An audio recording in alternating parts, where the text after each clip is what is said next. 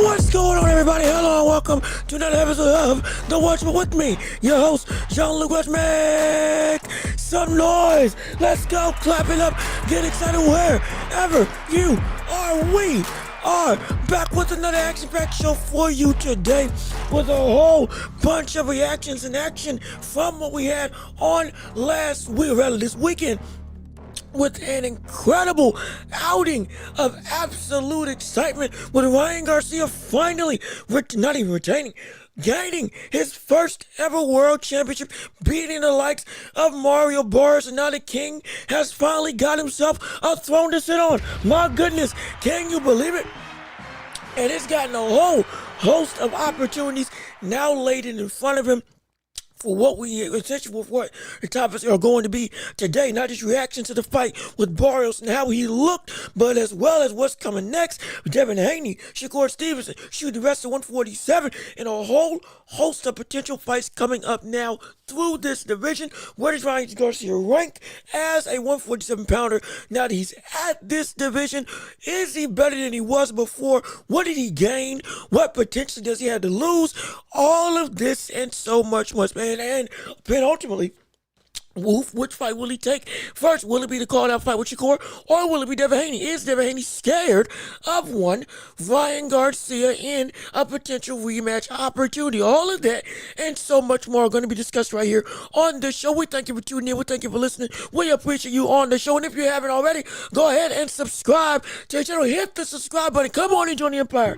Be a part of the hottest show in all of the globe. Also, be sure to leave a like on the video. One click means a world of difference to put this show out to the algorithms for the entire global appeal of the sports media landscape. Also, be sure to hit the notification bell so you know whenever we post right here on YouTube, as well as please be sure to do the most important thing, which is share the show with everybody that you know, so we can keep on building up this empire together. All with you and your support, we can make it possible to become, or rather live up to the moniker that we hold for our show, which is the hottest show in all of the globe. No question about it. And again, like I said, we have a plethora of things to discuss with, and we don't want to waste too much time with. Oh, one last thing, if you can't support the channel, we got Cash App and PayPal, links down below in the description, as well as super chats, super gifts, and all that stuff through YouTube. If you click that little dollar sign at the bottom of the chat, if you can support the channel,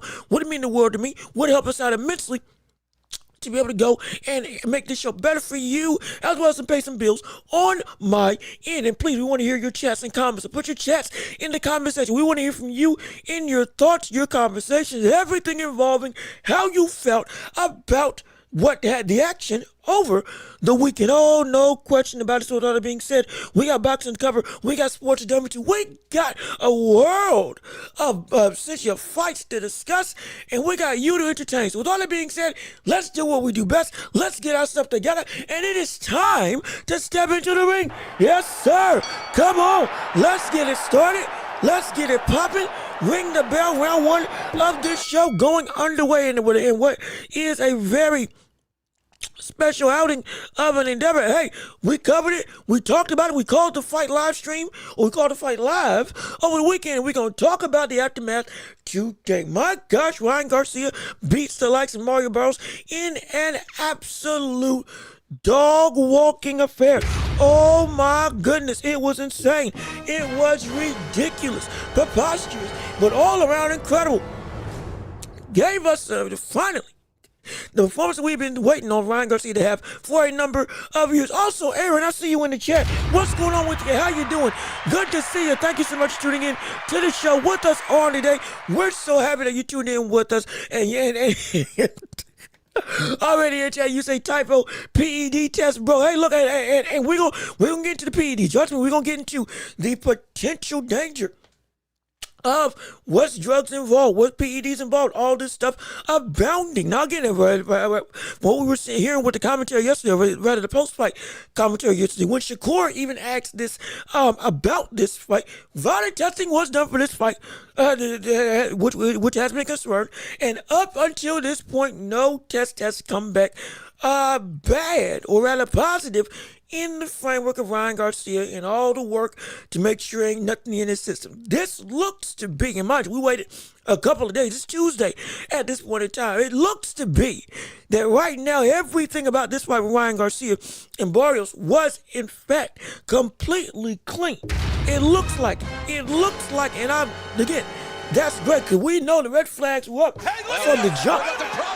We know they were up from the jump because everybody was understanding, hey, the risk of this brother, he could do the same tricks again of popping dirty, Austrian, and who knows what else. Everything was going to be all up and on, especially if it was the same instance of him popping after coming on or after coming clean for the whole of the show or the whole of the build-up to the fight. Yeah. Cause for concern and very skeptical. But at this point in time, everything looks clean. Everything looks clean, which again, thankfully, thank gosh. And so we can look at this point in time as a fight that this was purely Ryan Garcia doing what Ryan Garcia we thought he could do for a number of years. Mind you, we were looking at this man and saying this was a fight that he should have won. Let's be clear. This was, as much as this is a very impressive feat, this was a feat that needed to happen. We talked about it was do or die for the likes of Ryan Garcia due to he needed this win. He needed this victory because if you couldn't beat Barrios, there was no way anybody would give any faith that you could fight the likes of anybody at 140 of the higher echelon of talent. That includes even the Keyshawn Davis who's coming up to 147. That includes Devin Haney, who is reigning as the best welterweight in the world. Even Brian Norman Jr. Everybody amongst that set. Shoot, even Jin Sasaki might have even given you some trouble from the public perspective if you were not able to beat the likes of Barrios. This was a fight that was supposed to be. You were fighting against one of the weaker champions in all of the division. While he was still a very game fighter, didn't change the fact that it was expected that you would be able to win. And you got it done. Not only did you get it done, you got it done in flying colors, in absolute dominant fashion, in a way that we would say this was more dominant of a win than any of the others that had beaten the likes of Mario Barrios, even the likes of Tank Davis. We be for completely honest, as I'm just making sure that my stuff is in where it's supposed to be. But we're being completely honest. This was a fight that it was more conclusive. It had a knockdown. It had round 1 to round 12. No rounds given up as well as even though we can use, we didn't get the knockout. He was more in control and never had to do anything. Mind you, he was going to be against Joe Goosen, former trainer of Ryan Garcia, now is the trainer of Mario Barrios, who was supposed to have all the tricks of the trade to give Barrios the blueprint with his skill set to be able to win and expose the likes of Ryan Garcia. But lo and behold, we got to see, hey, there is a reason why this man is seen as such a hot commodity and as such a very interesting and such a provocative talent.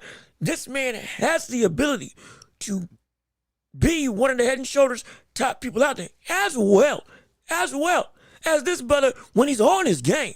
Is one of the most entertaining, is one of the most exciting, and has shown he belongs at that high level of boxing tier. He does. As much as we have the up and down career, he does belong. We can say that, especially with it when against Barrios, which now has validated, okay, hey, he is beyond this certain threshold, and he does deserve to be belonging as an elite caliber talent, which thankfully we can hang our hat on.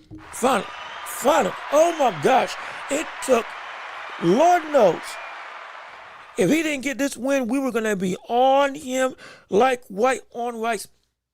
And the fact that he got it done was incredible. And it was the way that he did. As we're getting ready to break down the intricacies of the fight right here, right now. Also, Legendary Super said, yo, what's going on with you, Jackson? How you doing? Good to see you. Thank you so much for tuning in to the show with us on today. We're so happy that you chose to be a part of our show. Now, you chose to be a part of our live stream on today, as we have a whole host of conversation to discuss. And as we break down the fight more intricately for what went down, hey, let's be completely honest, this was a dominating affair, and it was the fact that the biggest story of the day, all of a sudden, Ryan Garcia is not a one-trick pony. My God. Oh, my. Oh, my. Ryan Garcia is not a one-trick pony. He is a multifaceted, multi-dimensional, at least on the offensive end, powerful fighter. Thankfully, and I'm sorry, I got something in my eye. Do apologize for all the extra movement. But yes, he has a right hand. We couldn't believe it. He has a right hand. We were all lamenting for years. This was a brawler who, with the left hook as the only weapon at his disposal, he was going to get exposed. He was going to get beat up, and nothing about him would be able to eclipse the potential ceiling that looked like was going to be his stopping point. But now, all of a sudden, per what he said in the interview, hey, his right hand has been injured for a number of years, finally was able to heal up properly, and he was able to throw it and use it like he wanted to in this fight. Referenced that earlier in his career, most of his knockouts came from his right hand, and now, with that injury, he had to go and use his left hand more often, and now he's back to what he's supposed to be. A dual-dimensional fighter, or dual threat of a fighter with power and speed in both hands, and he finally showed it. Oh gosh, he finally showed it. I couldn't believe it. I was shocked. Started out the first 30 seconds of the fight, knocking down Barrios with the right straight, and then continuing to pile on the pressure, using that jab to break through the guard, as well as such a speedy reactor to get to the likes of Ryan Garcia, and then subsequently afterwards, implementing that left hook more and more in the later stages of the fight, but utilizing hooks to the body, uppercuts to the body, jumping in with that explosiveness, being able to catch Barrios around the guard with both hands, and as well as using his straight right, still using the Ryan roll that we have everybody got jokes about it, but I'm gonna tell you something right now, that thing has actually become a really effective defensive tool. Yeah, he had a point in time where he spun around in 360. I didn't like that. Gave me a flashback to Deontay Wilder. I thought that buddy was about to get caught yet again. But even still, beyond that, hey, this man had the confidence, had the poise. His body looked incredible. He had changed his diet, changed his workout regimen, had seemingly gotten back to the disciplined nature of what we needed Ryan Garcia to be. And these are the type of performances that we expected from one of the biggest stars in the sport, that had the latent potential to be another version of an Oscar De La Hoya for the modern day of boxing. Maybe not from the talent perspective, but from the intricate tools in his tool belt. He could give anybody a world of trouble, and this is the type of fight that we wanted to see to make that point happen, and we finally got it. We finally got it, and I'm so happy. I'm so ecstatic, because it's so much to discuss. And Legendary, you're right, brother. Speed kills. Speed absolutely kills. Speed was the main game in this fight. It wasn't just the fact that he was fast. It was the fact that everything about him looked in high energy, and very much almost like atoms bumping up against each other, as atoms do for my science people out there. The butter looked jittery. The butter looked hot. The butter looked incredibly, volatile. I'm talking about, for the science people around the world, atoms, when they heat up, or molecules when they heat up, they start fidgeting, they start jittering, they start smashing against each other, since you create miniature explosions in some degree, but they start rattling. You see the visible shakiness from the energy that's stored within, and this is what we saw from Ryan Garcia, and he kept on exploding with speed, exploding not just with power, but exploding with better shot selection, better anticipation. Everything offensively was better from Ryan Garcia than we had seen from a number of years ago, and we also got to see him genuinely box, with that latent speed and power. He was actually framing Barrios. He was timing and beating out Barrios' jab with his own, looking for counter opportunities beyond just the check hook as the only thing, jumping in and out of danger when he was trying to make sure he was safe, and then restarting his attack. Understanding that his speed is his best weapon, he leaned into it rather than trying to get out of what his main game is. And I'm so happy that we finally got to see it. It was legitimately a great performance against somebody that he should have beaten. Yes, but my gosh, to do it in this way is in fact impressive. Let me see. Aaron, what you gotta say? True, speed does kill. Even as a Haney fan, I have to admit Garcia is fast and a threat when he gets it all together. 50-50 against Devin, but Eyebrow, but Eyebrow would rather see Shakur or him unify with Lewis Crocker. That is an outline of events that we could see. Yeah, Ryan Garcia versus Lewis Crocker or anybody versus Lewis Crocker could be a fight to unify, get the belts in the division, have everybody all up in arms of, hey, I'm the big fish and big kahuna. Understand, that is an outlet. But actually, you chatted something else. Let me read that real quick. 147 and 154 is the Primo division right now. Yes, it is. Yes, it is. No question about it. Also, let me see. Salute Legendary. He did say, he did beat the brakes off of Barrios. Love to see Tank rematch, but Tank ain't the truth.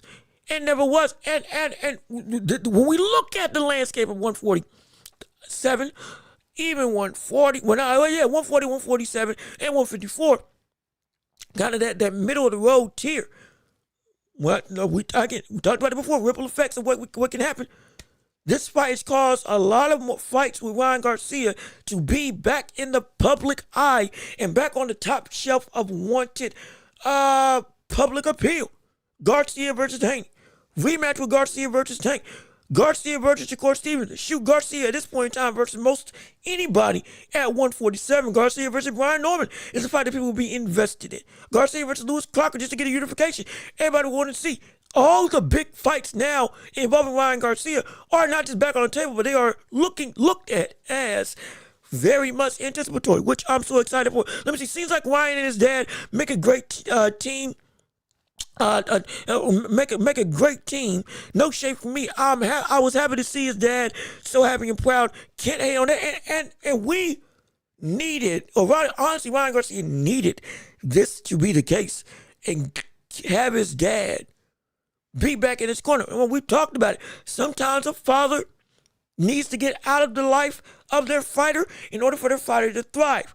And sometimes they are needed in their life to be able to take them further than where they are. It's a fine line of dancing for whether or not it can or cannot work out. He's with his father, I believe, all throughout the amateurs. And then finally, in the pros, switched to different trainers.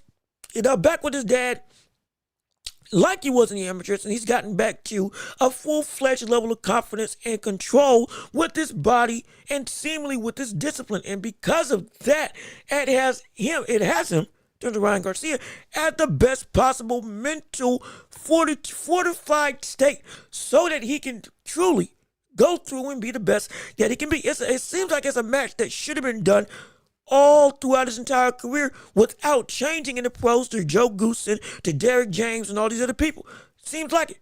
Because in this situation, yeah, his dad's bringing out the best in him. And his dad just made him look the best that he's looked in a mighty long time. And so because of that, stick with them. And I am happy. Because I want to see the fighters at their best. And right now, Garcia with his dad as a trainer is the best it can be. And we've said it again.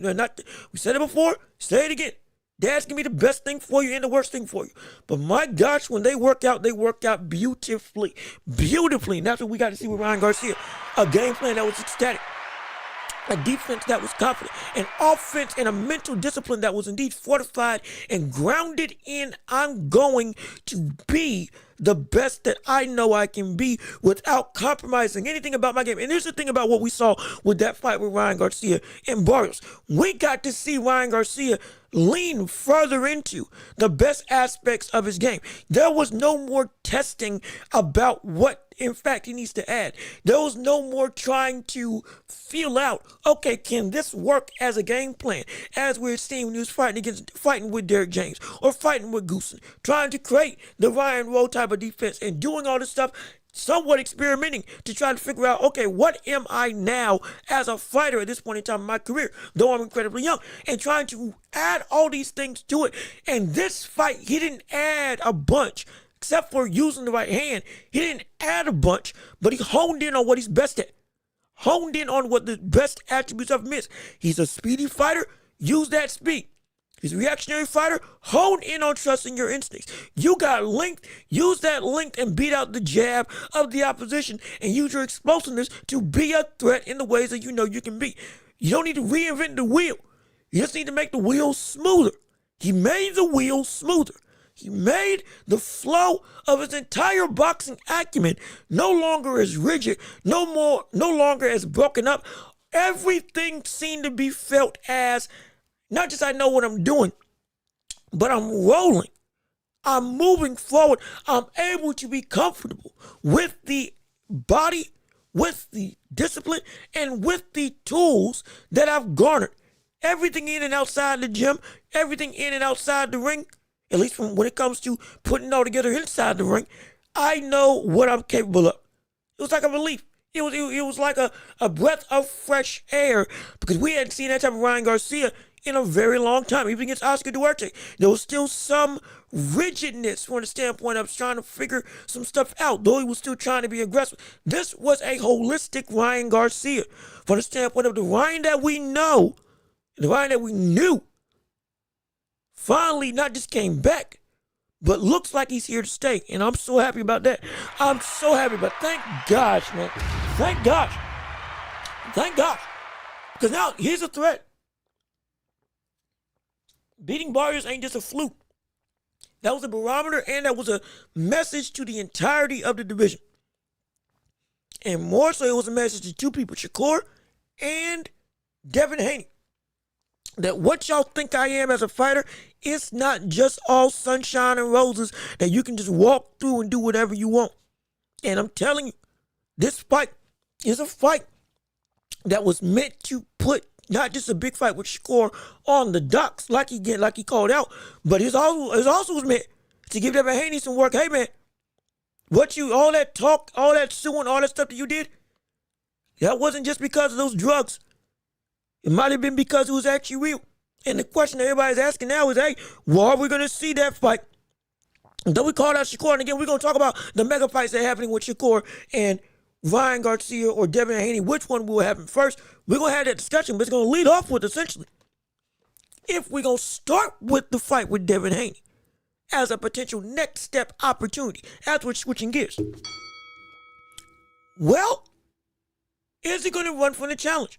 And now we say this because I'm not asking this question, Devin Haney scared of Ryan Garcia, simply just to get some clicks. Though again, it is great as a clickbait title. Hey, wink, wink, play the game, play the YouTube game. But in genuality, or in genuine nature, Devin Haney had put out a tweet over social media after this fight when it came to calling out the likes of Ryan Garcia and essentially saying, hey, the biggest fight in boxing, no PEDs, we can make it happen, and then subsequently deleted it a couple of hours later, or rather that by the end of that day. And so people have been looking and saying, hey, is this something that's actually going to be committed by Devin Haney's own team? Because while he called out Shakur, and he did call him out, and Shakur was like, hey, let's get it happen. We saw Shakur and Devin Haney, or we saw Shakur and Terrence Crawford both say, hey man, we'll beat the brakes off of Ryan Garcia.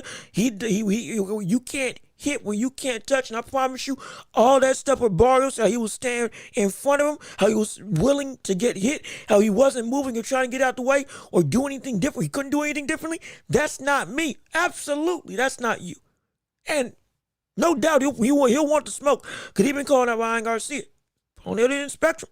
Devin is the other side of this very demonstrative coin. And this is what Devin Haney put out on social media before he subsequently deleted it from social media. Devin Haney put out over his Twitter, biggest fight in boxing, putting him and Ryan Garcia rematch, no PEDs as the hashtag, essentially going through and saying, hey, we can make it happen and we want to go down, just no PEDs this time. But then subsequently deleted it.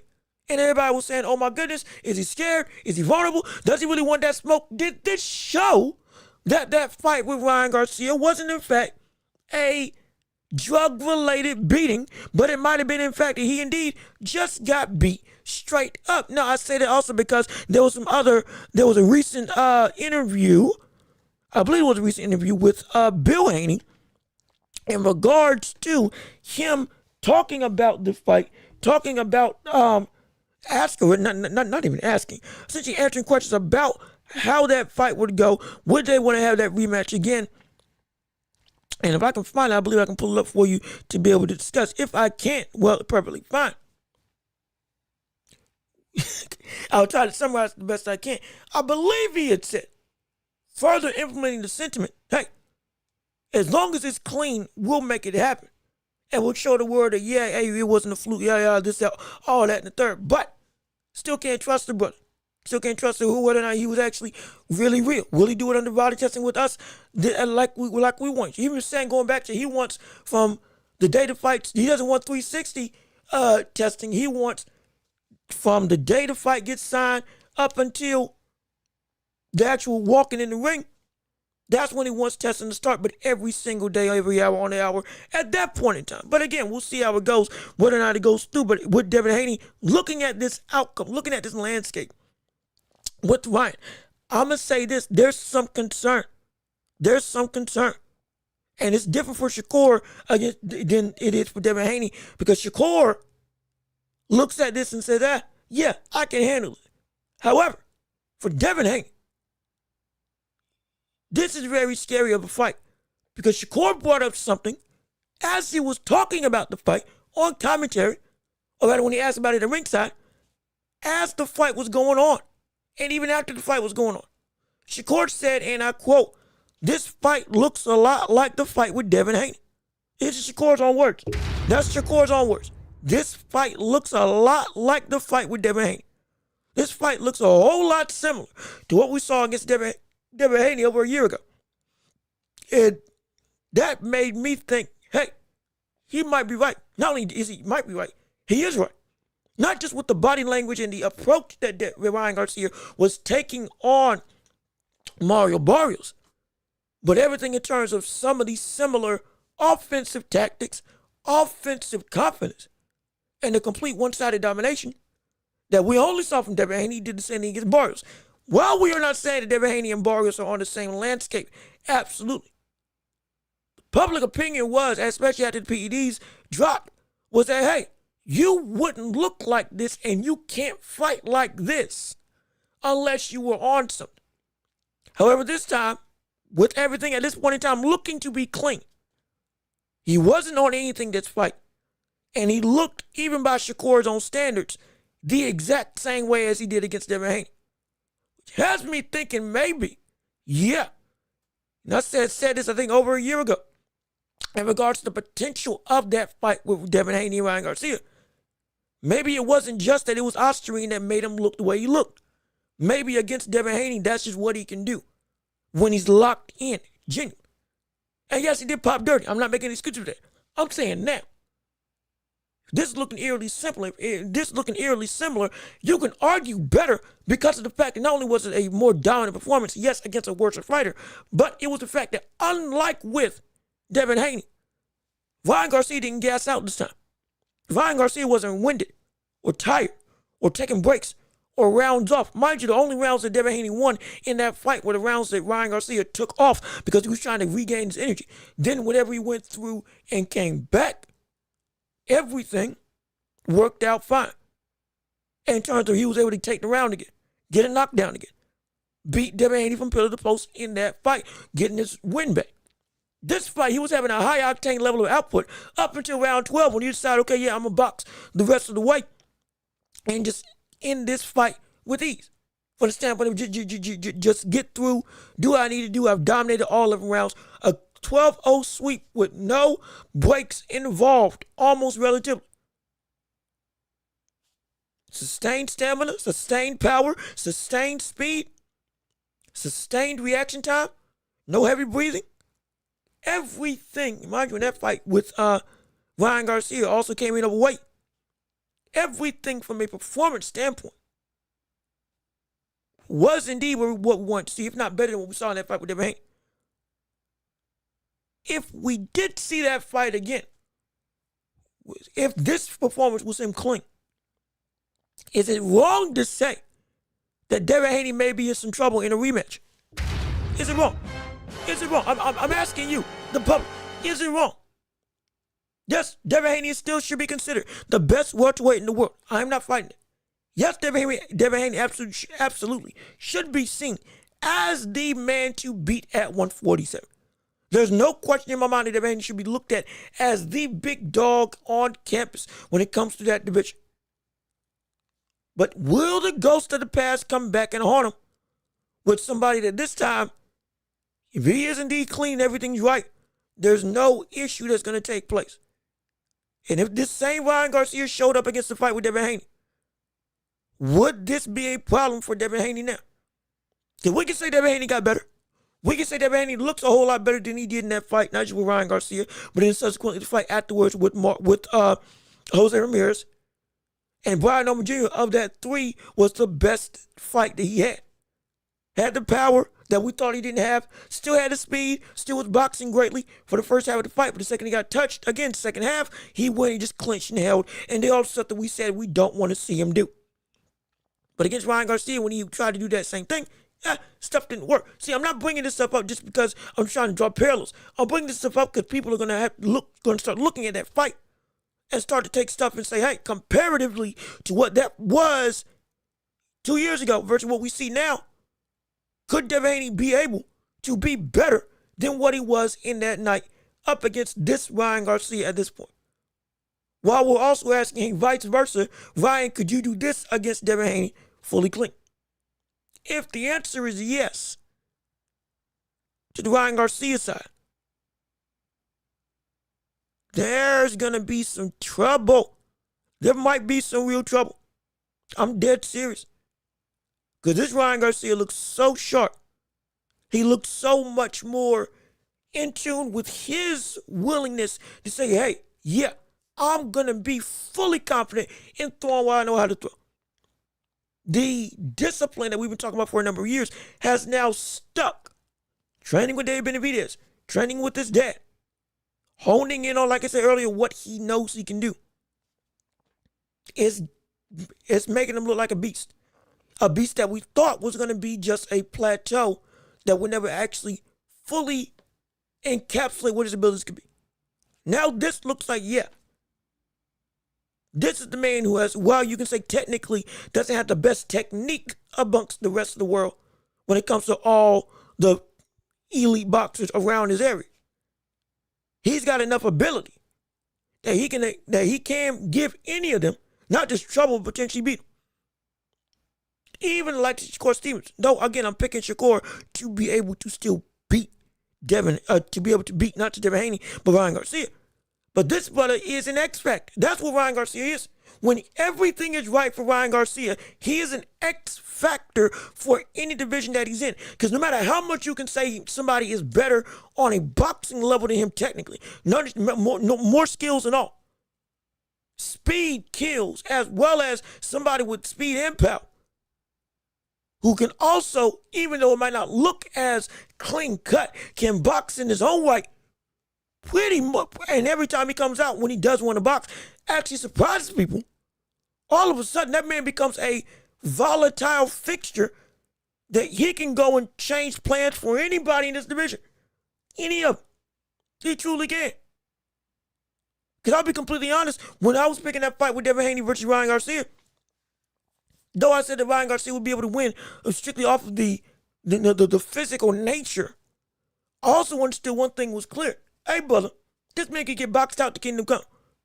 He could. He could. He absolutely could. But every time he's been at the biggest of stages outside against Tank Davis, performance-wise, the question was, could he show up? And right now, it's looking like he can show up. Because while the talent wasn't there, the moment was there. For the standpoint of the talent against Barrios is respectable, good, but not the threshold. There's threshold. He's a great threshold. He's an elite gatekeeper for the elite of the division. You can't be Barrios, can't be anybody else. You can beat him. Okay, boom, you can go and transcend to the other better people around the division. That's phenomenal. This was a do or die situation, and he did everything he needed to do. And was able to get, when the moment was brightest, show up. Who to say doesn't do that again against Devin Haney or Shakur? Speaking of that, even with Shakur Stevenson. But Shakur Stevenson, he better be careful with Ryan Garcia. And I don't say that just because I'm trying to overly gloat or hype up about a fight. I'm saying there is some real danger facing off against a locked-in Ryan Garcia. And if this is what it looks like, locked in and clean, even though it's against Barrios, this same similar tricks of the trade that make him so hard to beat, even against other great technicians, can rise up in the same vein for Shakur Stevenson. That speed can match your sharpness. That speed can match your speed. And we talked about how Shakur's speed shocked me. From the standpoint of when I thought Teofimo Lopez was a faster punching fighter, next thing you know, Shakur was beating him to the shot every single time. Every time. And my gosh, to say that Ryan is faster than that is not anywhere out the question. In fact, it's reality from a puncher standpoint. The fastest hands in boxing. That's gonna be hard to deal with. It's not me trying to say he's gonna lose. I'm saying this is now, this landscape, 147, Devin or Shakur, these are both fights that Devin and Shakur can lose. They can't.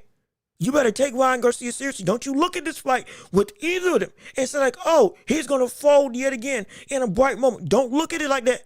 Not this version of Ryan Garcia. Because if you think like that, you might get upset. You might get embarrassed. Because this Ryan Garcia locked in, yeah, it's different. He's different. I love it. I do love it. Let me see. Devin is the best because he beat the man who was at top. Who was the top dog. Devin runs 147 till you beat him or unify another champ. And you're right.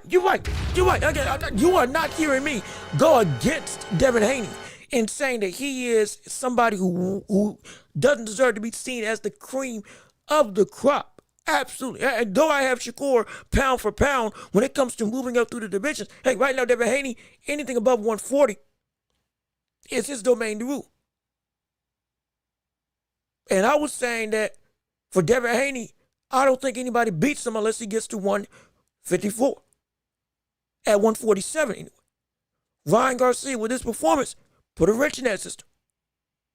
I said that Shakur Stevenson, the only people that could beat him was somebody potentially like Devin Haney at 147. Because I think at 140 and 147 with anybody else, he was going to be able to do what he wanted to do. Because as a boxer, nobody could get to him. Nobody could outthink him. And I didn't see anybody else that could, outside of maybe Devin Haney, that could think on his level. But even then, I thought Shakur would be able to beat him. But those were the only two people, and in the whole of that division and under, that I thought could give him some trouble. Next thing you know, Ryan Garcia comes in. Oh, okay. All right. There might be a third wheel that is going to cause this triangle of violence to be a lot more undetermined than we expected. With other cast of characters like Keyshawn Davis in the division as well. So I'm like, I am not disrespecting Devin Haney at all. Nor am I not acknowledging he is the man to beat at 147. Garcia wants to be the king of kings at this division. Yeah, he's got to beat Devin Haney. Clean. Again, I keep emphasizing clean because I know that's what the public's going to say. We were talking about this earlier in the week before the build-up to the fight, or as we were building up this fight, that the PEDs were going to keep on following Ryan Garcia. It's going to be a shadow that won't be able to be left behind. Just like with Devin Haney, people are still going to abuse that fight against Ryan Garcia to make fun of him. Ryan Garcia won't be able to do anything without that PED popping being used against him. Bill Haney's still using it against him. Shakur still uses it against him. The commentary even was using it against him. Because of the fact that it's a fixture that you got to do something big against somebody big to quiet that noise about the biggest blip in your career thus far. Yeah, the biggest blip in Ryan Garcia's career wasn't losing to Tank Davis. It was popping dirty against Devin Haney. Because he called him the question, okay, are you really elite like that? They did. Now, hopefully, this is up to, if everything still comes out clean in the weeks to come. Hopefully, it quells that noise and gives some real investment that we need to take some of these matchups really seriously. And Devin Haney might need to be a little bit more cautious about making this fight happen. But let me see what you all got to say on it. Oh, Al Booger, what's going on with you? How you doing? Salute to you. Thank you for tuning into the show. So happy that you're here with us on today. And we're having a great conversation about the whole reaction to Ryan Garcia, the reaction to the victory, the reaction to the win, the reaction to everything involving him fighting and beating Barrios. And we were talking about, rather Aaron had brought up talking about 147 unification. He would love to see fights with the likes of Lewis Crocker or any of the other fighters. Don't forget, Rolly Romero is also at 147 as a fighter in this division who also beat Ryan Garcia. Running it back with Ryan would be something very interesting. Now, Ryan Garcia didn't call out Rolly. Most likely because he doesn't feel that Rolly is worth the big dog appeal of, even though that is a rematch that needs to happen, that's not the money maker. Sadly, I want to see him go through the whole ringer. Rolly, Devin Haney, Shakur Stevenson, go through them all. Specifically Rolly and Ryan, and Rolly and Devin Haney, because again, you have history with both of them. The biggest which for me, Devin Haney, Rolly Romero ruining your chance of what was already supposed to be a rematch. Take the belt from him. He ain't fought in over what, a year? It's been over what? It's been over since, how long was it since the ring card? How long was it since the ring card? I think it's been almost a year, if not over a year, since that Ring Magazine card. Devin Haney has fought, Ryan Garcia has fought, and Rolly Romero's been, I think even Lewis Crocker has fought, but Rolly Romero's been the only one that hasn't fought yet to defend his belt at 140. I don't understand that. That doesn't make any sense to me. That's a little bit confusing. He's had some run-ins with Conor Ben. He's entertained rematches with other people, but he hasn't done anything. He's holding on to the belt to some degree. I'm not going to say he's holding the division hostage, because the division is indeed moving, but he's not doing anything to help his odds of not just having some more cachet, but also make it look like he really wants to smoke. He complained about how Ryan Garcia didn't call him out inside of the ring, but at the same time, you ain't been fighting. But that's not an excuse. I still want to see Ryan fight Rolly and get his rematch, get his revenge. But I would love to see that. I want to. I need to. Quiet the ghost of the past is what Ryan Garcia should do, or what I would hope he would try to do anyway. And if he can make that happen, great. That's phenomenal. Would love that. Willie, that's on another conversation. Because right now, the landscape of Ryan Garcia is looking towards the big paydays and the biggest fights that everybody wants to see. Everybody's excited for the fight with Shakur or Devin. Any of them. And as much, and we can, mind you, go look at the public appeal. That fight with Ryan Garcia versus Shakur is huge. It's huge. Absolutely is huge. But still, look at the experts, look at pundits, look at other fans. Everybody, especially after Devin Haney put up that tweet over social media that he recently deleted. Devin Haney versus Ryan. That is the fight to make. That is the fight to make. Whether you want to say you want him to handle some other business, it's completely understandable. But that is the fight to make. He's a threat. As Aaron says in the chat, no, he is a threat. But that's the fight to make. That is one of the 3 biggest fights of the year. If that got announced tomorrow, everybody that is not remotely privy to boxing would talk about it. You got to understand, even the rematch with Manny Pacquiao and Floyd Money Mayweather, which we will discuss later on in this show. My gosh, we will. Lord, we're going to have some stuff to say about it. But even that fight, 11 years later, 10 to 11 years, again, 10 to 11 years later, that fight's getting coverage on ESPN in a way that no other fight, even last year, was getting. None. They had a whole segment on SportsCenter with Manny Pacquiao going through and announcing the fight. ESPN's back in talk with Top Rank. Due in part to this fight, boxing all of a sudden looking better with these old and young, all getting it on with each other. But that rematch is getting a whole bunch of publicity. I'm telling you right now, this fight would transcend networks from the perspective that everybody would want to get in on talking about the buildup, talking about the event, and getting in on the action with the aftermath. It would be huge, record-breaking, selling out immensely. The public would indeed go in fits if that fight got made tomorrow. If it did, and we opened it. That's the fight to make. Whether Devin Haney wants it or not, whether you may feel Ryan Garcia should get it or not, that is the fight to make, and that's the fight most likely even over Shakur, who we called out. Unless we see Shakur run and say, yeah, we'll do a whole lot easier with negotiations and make it happen. Unless we see that take place and he's just able to say, yeah, we're good. We ain't got to jump through no hoops. We ain't going to do no big rhetoric or rigmarole about it.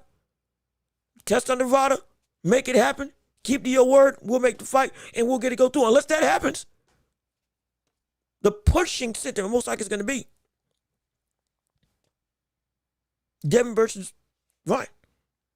And I can't wait. I for one, cannot wait to see how that goes through. But I still want to hear your thoughts and opinions on the action for today, because we still have a whole host of topics to discuss in the world of boxing. Even more stuff involving the world of the Devin Haney, Ryan Garcia situation. If we don't get Devin Haney versus Ryan Garcia, Bill Haney apparently has said today that if we don't get Ryan Garcia, we will then get 154 unification between Devin Haney and Xander Zayas. Now that's interesting. So if they don't get this, so essentially, per Bill Haney, reportedly per Bill Haney, this is essentially going down right now.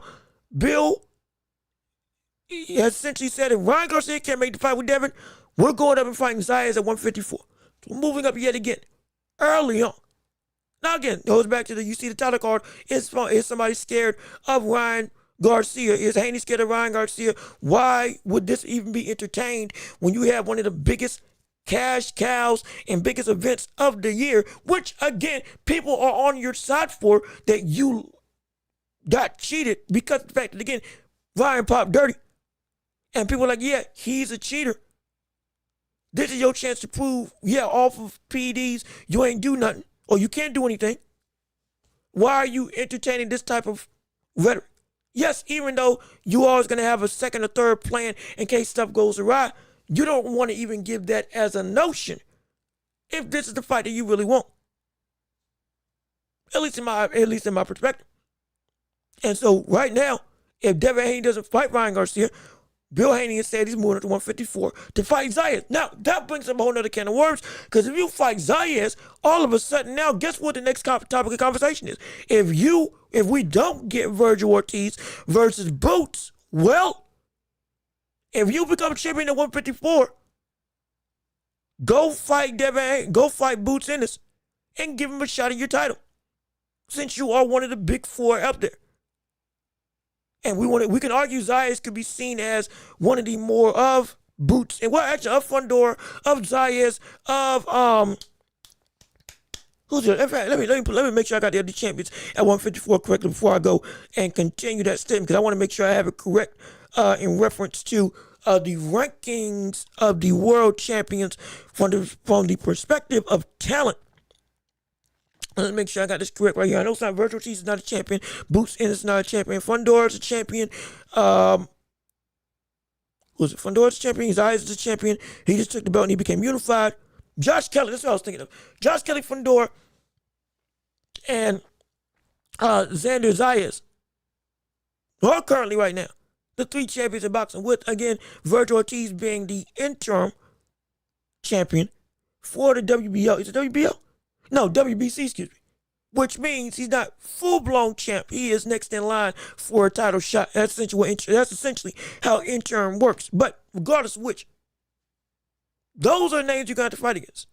Josh Kelly just knocked down, and outboxed Bakram. Fundora, who's 6'5", which is ridiculous. And then you got, not even in the championship, hierarchy, Virgil and Ortiz. Oh, by the way, with Bochuk. By the way, with Israel Madron. By the way, with Adams, who beat Bochuk twice. Oh, and Errol Spence Jr., don't forget, is also coming back up there, which is if he looks good, Lord knows what that's going to mean for the landscape or the competitive nature of 154, which will be even more diabolical, even more dangerous, even more life or death for the world of boxers at that division. You doggone right, you're going to have a whole nother can of worms. Why mess with that at this point in time when you got Ryan White funny? At least from my personal perspective. Let me see what you all got to say. Even still on today, Rolly Romero against any of the champs at 147. Garcia has to run the gauntlet. No, he does. He does. But right, mind you, Garcia is a champ, and we would love to see him go and beat everybody. We want somebody being undisputed is the man that we want to see. I don't care who it is. We want to see somebody attempt to go there. Ryan Garcia just showed right now, okay, I can make a run and try to get there. I can make a run and attempt to make it happen. I'm not just, he answered a lot of questions with people in reference to confidence, in reference to ability, and in reference to his competitive nature at this division. What are you? Who are you? Why are you? And what's your identity? He answered a lot of those questions against Barrios in a fight that, yes, he should have won, but he passed the test with flying colors. That leads the world to say he can go and conquer the rest of the world, or has the capacity to test any of these other champs up here. We want to see him go through the gauntlet. We do. We absolutely do. Let's see.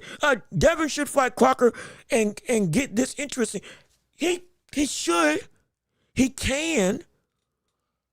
But see, Devin Haney's at a point in time, he's got the pick of the litter. Again, as the man to be, he can kind of call the shots for how amongst the other champions he wants to roam and move. People got to come to him. Though it would be great to say the other way around, he comes to them and goes to knock down their doorstep. But the biggest thing is, we're looking and saying that Ryan Garcia is, hold on. Woo, excuse me, so sorry. We're sitting there and saying that Ryan Garcia is most likely the forefront of his conversation, because that's what everybody around Devin Haney is going to look to and say, hey, that guy is worth your time. People are also calling now. Guess who people are calling? Now guess who people are calling the weakest man at 154 or at 147? Lewis Crocker. Whether that's unfair or not, that's the reality.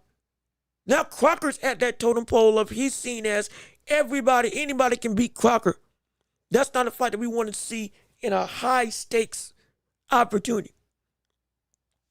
That's not a fight that we'll pay to see, especially when it comes to Devin Haney being the man in mind to fight him. That's not me trying to be disrespectful against Crocker. That is me saying what the public feels. That's also me understanding that Devin Haney himself understands that in this position of lucrative ability, with what his win previously and with what now the matchups that are possible are currently laid in front of him, Lewis Crocker is most likely not going to be the guy that is going to be the first man that Devin tries to go after. Most likely. Almost sure. Now, if he does, cool. But like I just told you, he's not looking at Crocker at all, because he's saying if we can't get Devin, we'll go fight Zayas, and we'll just move up. Forget trying to fight at 147 anymore. Forget trying to get more belts to get at 154. Forget trying to get belts anymore at this division. We can get the fight that we want. Well, we'll go. We're just gonna do whatever. Which again, Bill Haney saying it reportedly is great. It's phenomenal. Shows me that the question of, hey, is Devin Haney scared of Ryan Garcia? Man, I'll be real. The PTSD that we've been saying has latched onto the likes of Devin Haney may in fact be a non-issue. It may in fact not be a problem. It may not be a problem at all. Genuinely could be something that's just whatever. It could be something that's just whatever. And because it's just something that's whatever, now he can look at it and say, yeah, I'll go and get it on. I hope this is what actually is the case. And Bill's talking for his son as well, then great. But if not, there's still threat he's going to have to overcome. But it's the biggest piece of not just opportunity, but also straight up redemption that we can see for the both of them, and that's what I want to see. Absolutely. Let me see. Aaron. Actually, before I read that chat real quick, let me make sure I got. What? Did something break? Hold on. Wait a minute. Is something breaking? And we got some breaking news going on right now. Hold on. Wait a minute. Wait a second. Is this a live reporting? Wait a minute. Hold on. I'm looking up something. Is something breaking? Is something moving through? Is something transpiring right now in the globe of boxing? Or is this a fake? We're trying to do some live research real quick. Hold on a second. Hold on a minute.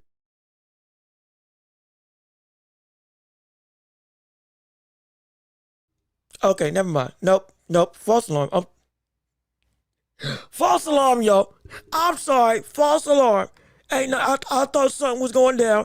I got excited for a second. I thought something got announced with the whole Devin Haney situation that we just been talking about. But it's all, sadly, this one time it's all for not. But let me keep on reading your chat. Let me keep on reading your chat so we can keep on seeing what you all got to say. Dev can just weight, jump, and fight belts just for legacy and still go down as a multi-champ. Use the belts and name to negotiate. Bill Haney, love him or hate him, is a mastermind. No, he is. Absolutely he is. Dev could get a belt at 154 with big names, with no title calling him out. Garcia wants to be Oscar. He got to take all the face. And yeah, you kind of put it perfectly. Devin Haney has the body and enough of a name that he can go and move up and down. Now, granted, people will still complain. People will still say they don't want to see him fight. People will still say that his style, even after the fight with Brian Norman, is not something that's uber entertaining. But that's the leverage that he brings regardless. Yeah, if I go and fight Zayas at 154, that will be a big deal. If I go and move this with Wayne III, that would be a huge deal. That's not something that's up for negotiation. That's just a fact of life. That's the reality. He can do that. Ryan Garcia, while his stardom is oh so big, he's living up to a reputation of I want to fight all the heavy hitters. Any fight that I'm in will be a event, but I'm trying to do it against the biggest events possible. I want the belts and I want the shine of the names attached to him. So he's got to go through the ringer. He wants to go through the ring. That's the thing. He wants this road. You got to understand this about Ryan Garcia. For better or worse about what you think about him, about what you feel about him, about what you may think about him as a fighter or even as a person. He wants to go through this road of going and fighting the best of the best out there. He does. He has said it on multiple occasions, and he wants that to be the fact. He wants his career to be defined by taking on the baddest of bad, the best of the best, people that have everything to gain and to lose, people that can test him. He truly does want that. And because of that, it's the best thing for him to be able to see, not just see, but experience this murderer's row, because that's part of the hype around Ryan Garcia. If he goes and successfully does get through this murderer's row, how people will look at Ryan Garcia is going to be so different. It's going to be so different. If he goes in this, I'm testing greatness, I'm trying to get legacy, I want to fight every big name possible while I am a big name, and he gets through it, oh my gosh. The perception of what it'll look like will be insane. It'll be reduced. But let me see. Barrios was the weakest, and y'all going crazy. So why can't Dev smash Crocker? The public hates Devin Dollars. No, he can't. He can't. The only thing I was saying was that Crocker for Devin Haney, Crocker is not somebody that Devin is looking to actively face simply because he wants to have bigger fish to fry, and that's why he said, I'm going to go fight at 154 if he can't get the fight with Devin Haney, or reportedly per Bill Haney. This does not mean that he can't do it. But you also got to understand the stipulation behind this reaction to the fight with Barrios. And please, if you're tuning in and you like what you're hearing, leave a like on the stream. It helps, makes a world of difference. But there's a reason why the reaction to this fight is different from the reaction if Haney beat Crocker versus Ryan beat Barrios. Because Ryan was at a crossroads where he needed this. This fight was important for him because it was a win now or win never scenario. Devin Haney had that moment already. He had that moment already against Brian Norman Jr.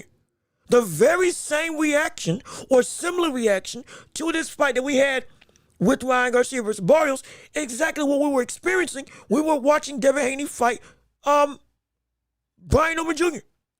We didn't trust his last performance. We were scared that his buddy was going to lose himself as to his identity as a fighter. We were scared he had PTSD. We were scared he was gunshot. We were scared that going up against a big puncher that was big physically was going to be too much for him to be able to do. And all of that boxing ability that we said that he was a master of with technique was going to all be for naught because this brother just can't withstand a dogfight and power. And Brian Norman Jr. was supposed to be the guy to test that theory, to put Devin Haney in the worst situation possible and see how you can overcome it. Though we knew Brian Norman was not better than Devin Haney, he was still a threat big enough in the vein of makeup of a fighter that caused it to be. You could be a perfect catalyst to, or rather a perfect detriment to what Devin Haney is with the seen and perceived pitfalls in Devin Haney's game. And guess what he did? He passed the test and everybody gave him the just due and praise because he went and answered the questions against a person that could expose him. He already had that experience against the likes of Brian Norman. Hence why him fighting Crocker isn't necessarily needed nor wanted by the public as well as Devin Haney. Though I still would like to see him fight and clean out the division. He doesn't have to, or rather it's not being asked for by the public eye because that type of fighter is not needed for this type of question when asked about Devin Haney. Now the question is, for the public, can Devin Haney beat Ryan Garcia with how Ryan Garcia looks right now? And show us once and for all that fight with Ryan was indeed a fluke. That's where a lot of people's heads are at this point in time. But they don't, one, a lot of people don't know. Two, most of them don't care. And three, most won't pay to see the fight with Lewis Crocker. Even Ryan Garcia and Bill Haney understand it. Which is why the threat of just moving up outright would be the thing. If that was the case, they would go and fight Lewis Crocker next, which again, I wouldn't be mad at. I would, again, go and get the belt. But as much as I would want to have my platitudes of what boxing should be like when you're in a division and you can reign, rule, and dominate, guess what? We're also looking at this from a business acumen perspective. And what we know is going to happen is that Devin Haney is either going to get the biggest fight or he's going to move up to a bigger division, as slated right now. Is it fair to Lewis Crocker that he can't get that opportunity? Yeah. But it's also a point of emphasis that, again, like you said before, Devin Haney has the power. He's got that much of a name and pull that, yeah, he's got he can be able to do that. He can be able to move like that. Why? Because he's got that level of pull and ability, and he's unified, and I believe has the ring, if I remember correctly. So, he feels he doesn't need to fight Lewis Crocker. He feels Lewis Crocker can't pay nearly as much. And he also feels that the bigger name to make a splash for would be against Zayas at 154. Which we've had questions that said, hey, if you go up to 154, that could be where this run stops of ability. Because 154 is a different animal of a division. We've said it on multiple occasions. And so we would be concerned. But either way, he's willing to take that chance. Why? Because the risk is worth it up there. Rather than taking a fight with Crocker that for Devin may not mean anything to him. Looking at it from his lens. Again, looking at it from his perspective. At least in the best way I can think with how they're talking, moving, and all around operating when it comes to this boxing game, to the best of my ability. But like I said, I'm just giving you my perspective. That's all. Simply giving you my perspective. Now, I would love to hear your thoughts and opinions on how you all feel on everything involving this entire zeitgeist of the boxing world. And please leave a like on the stream if you like what we're hearing. I want to hear your thoughts and opinions on the idea of Devin versus Ryan Garcia, Devin versus Shakur Stevenson. With this fight in the aftermath, how do you feel about those types of matchups? Do you think that he can make it happen? Do you think that we would see Ryan go and take it? Do you think that we could see Ryan, that this is just a one-hit wonder? And Barrios is not indicative of having this type of response to say, hey, he may be able to beat everybody or be competitive against everybody at 147. This doesn't mean anything with Devin Haney. It doesn't mean a thing when it comes to fighting Shakur Stevenson.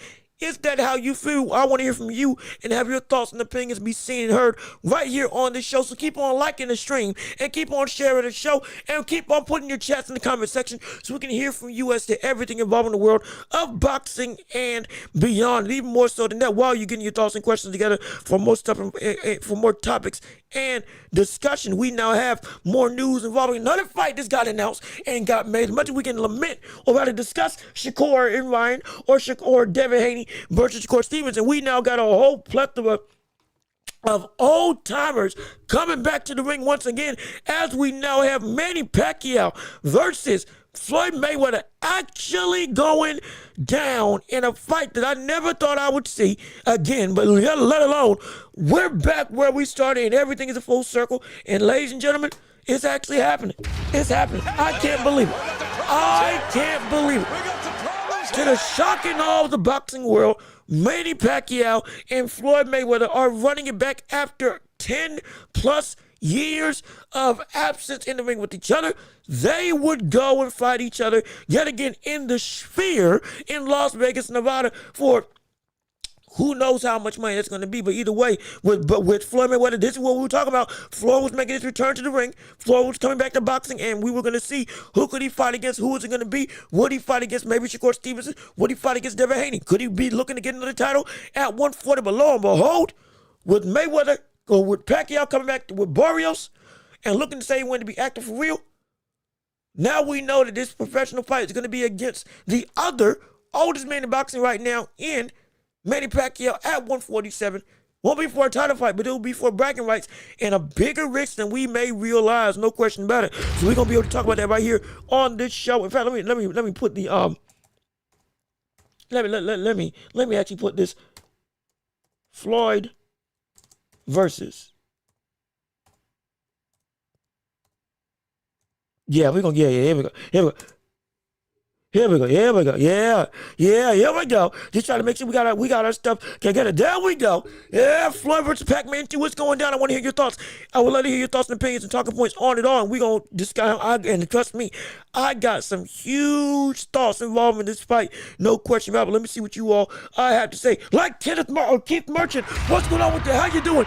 Good to see you. Thank you for tuning into the show with us on today. I wouldn't fight no Mexican champion. They all cheating. Benavidez shouldn't have been with Ryan Garcia that fight. Now I think he cheats. Well, Benavidez doesn't cheat. Ryan Garcia popped once.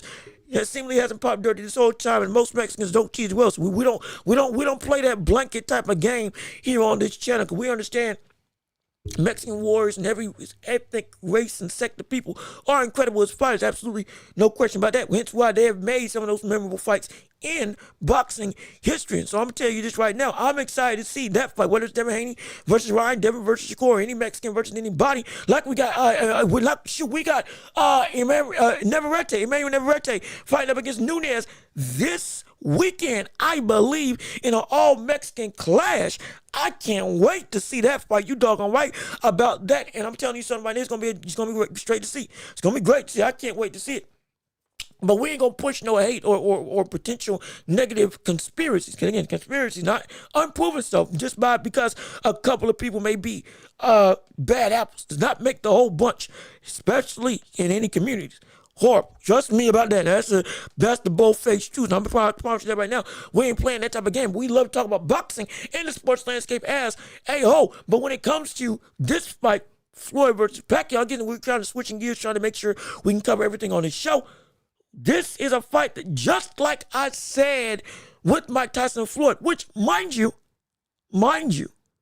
Floyd and Pat are 46 years old.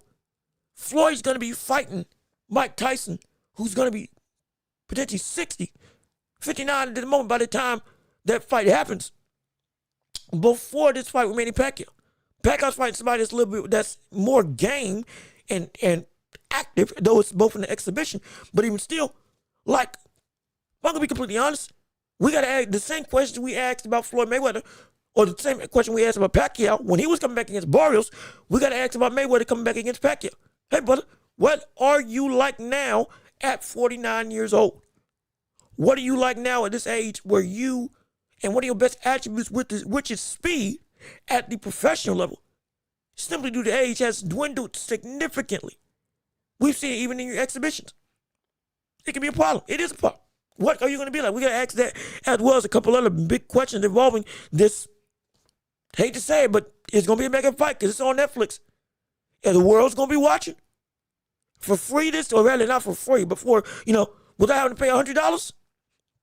Yeah, it's going to be insane. But let me see. Aaron Chase belts and the big fights will come. Be Ray Leonard and play possum.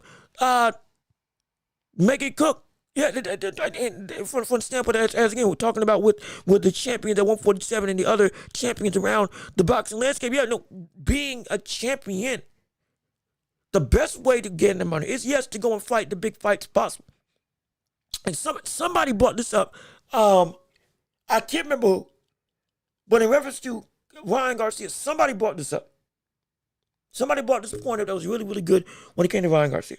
Ryan Garcia is moving from a wanting to take on big tests all the time type of way. He's moving in a similar vein that we had seen from that past era of boxing. He's 27 years old, just about, has been moving and legitimately trying to, in his young career, make splashes.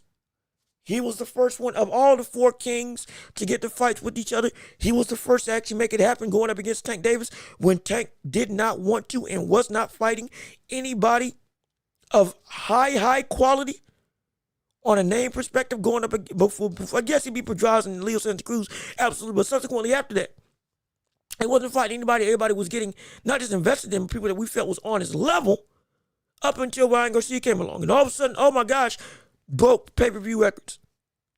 Because it was big star versus big star at that point in time, peak of their powers. Before it was a fight that was too far long in the tooth. He would have fought Devin Haney. When Devin Haney was at the peak of his powers. When he was reigning at 140. Yes, the whole PEDs and whatnot, he made the fight. He looked for it to make it happen. Don't be surprised if he goes at 147 and makes a fight with Tio. Subsequent, don't be surprised if he goes at 147 and makes a fight with Teofimo Lopez. Because Tio now is at 147. Don't forget, we don't just it ain't just Ryan Garcia moving up. It ain't just Keyshawn Davis moving up. Tio's also moving up. And yes, he lost to Shakur. But that's still a great fighter. That's an elite fighter that against anybody, yeah, that would be incredibly tough and interesting out for anybody, especially for somebody like Ryan Garcia. What would that look like? What could that look like? There's some dogs right now around the division of Ryan Garcia that everybody wants to see and witness. And there's some dogs right now that Ryan Garcia is going to and is open to fight. Because of that, he's been moving of one of the most he's been moving like those old era boxers when chasing greatness, chasing legacy, trying to get at the belts and trying to make stuff happen. Now, again, we've had some ill-gotten patience because of the fact that he's been either losing and or popping dirty at said big-time opportunities, but he has been at least chasing them the right way that we say we want to see champions chase, which I'm happy for, which I'm excited for. And if he keeps on this track and he's able to actually be locked in like we see him as right now, hey, that legacy that we said that he can reach could indeed happen. That's the ceiling of potential. Because him and Devin Haney are two of the most prominent, as well as Tio, yes, as well. But in the most prominent sense, Devin Haney, Ryan Garcia have been the two poster childs of, regardless of what you want to say about each other, they don't duck the smoke of competition and the threat of losing. They don't. They take on hard tests. They take on challenges. They go after belts and legacy. They go and try to achieve the biggest thing that they can possible. They don't run from the anticipated belts. They run towards them. We love it. We want to see more of it. They are a barometer. They are a standard that we want to see happen more and more and more. We're getting Shakur Stevenson walking into that era of his own. He fought Oscar Valdez early on. He then fought Jamal Herring even before Oscar Valdez to get his first world title. He then goes through and keeps on fighting people like Yoshino. Ends up fighting ultimately William Zepeda. And then, as we just saw, Teofimo Lopez. He also hasn't been ducking smoke. This era has been an era closer to a callback of what we used to see from boxers all the time. Early on, everybody getting it on with each other. Now again, we still want to see it more fervently. We still want to see it more so across the board. We still want to get it in a more rapid succession. We understand that. But even still, it is there to see happen. It is there to be cultivated. It's there to witness. And I was going to say, and because of that, more so, that in and of itself is indicative that legacy is coming. There's going to be a memorable event. Not even an event. There's going to be a memorable tenure with this fight. With these fights up and coming. With this set of people. Ryan Garcia, Devin Haney, Shakur, Teofimo Lopez, all this stuff, all of them. They're going to be remembered. Because it looks like they are on a collision course. It looks like they want to be on a collision course. The risk of losing it, which we talked about before with Floyd Mayweather, has been an issue for a number of years. You don't want to lose your own. You don't want to get embarrassed. You don't want to get to the point where all of a sudden people are clowning you. However, almost each one of these people have been clowned in some way, shape, or form, or have lost their or have had an experience where their reputation has taken that hit. A real hit. And due to that, what's there to lose? Which is the best situation? What is there? There shouldn't be anything to lose. We don't want to lose stuff. We don't want stuff to be lost. And because there's nothing to lose, we're getting people actively saying, hey, let's risk it. Let's put up or shut up. Let's get the opportunities flowing. Let's get the blood flow working. Let's get the lifeblood, the source of this division, the source of this sport. Let's get it. Let's get the heart back pumping. Let's get to work. Let's get to work.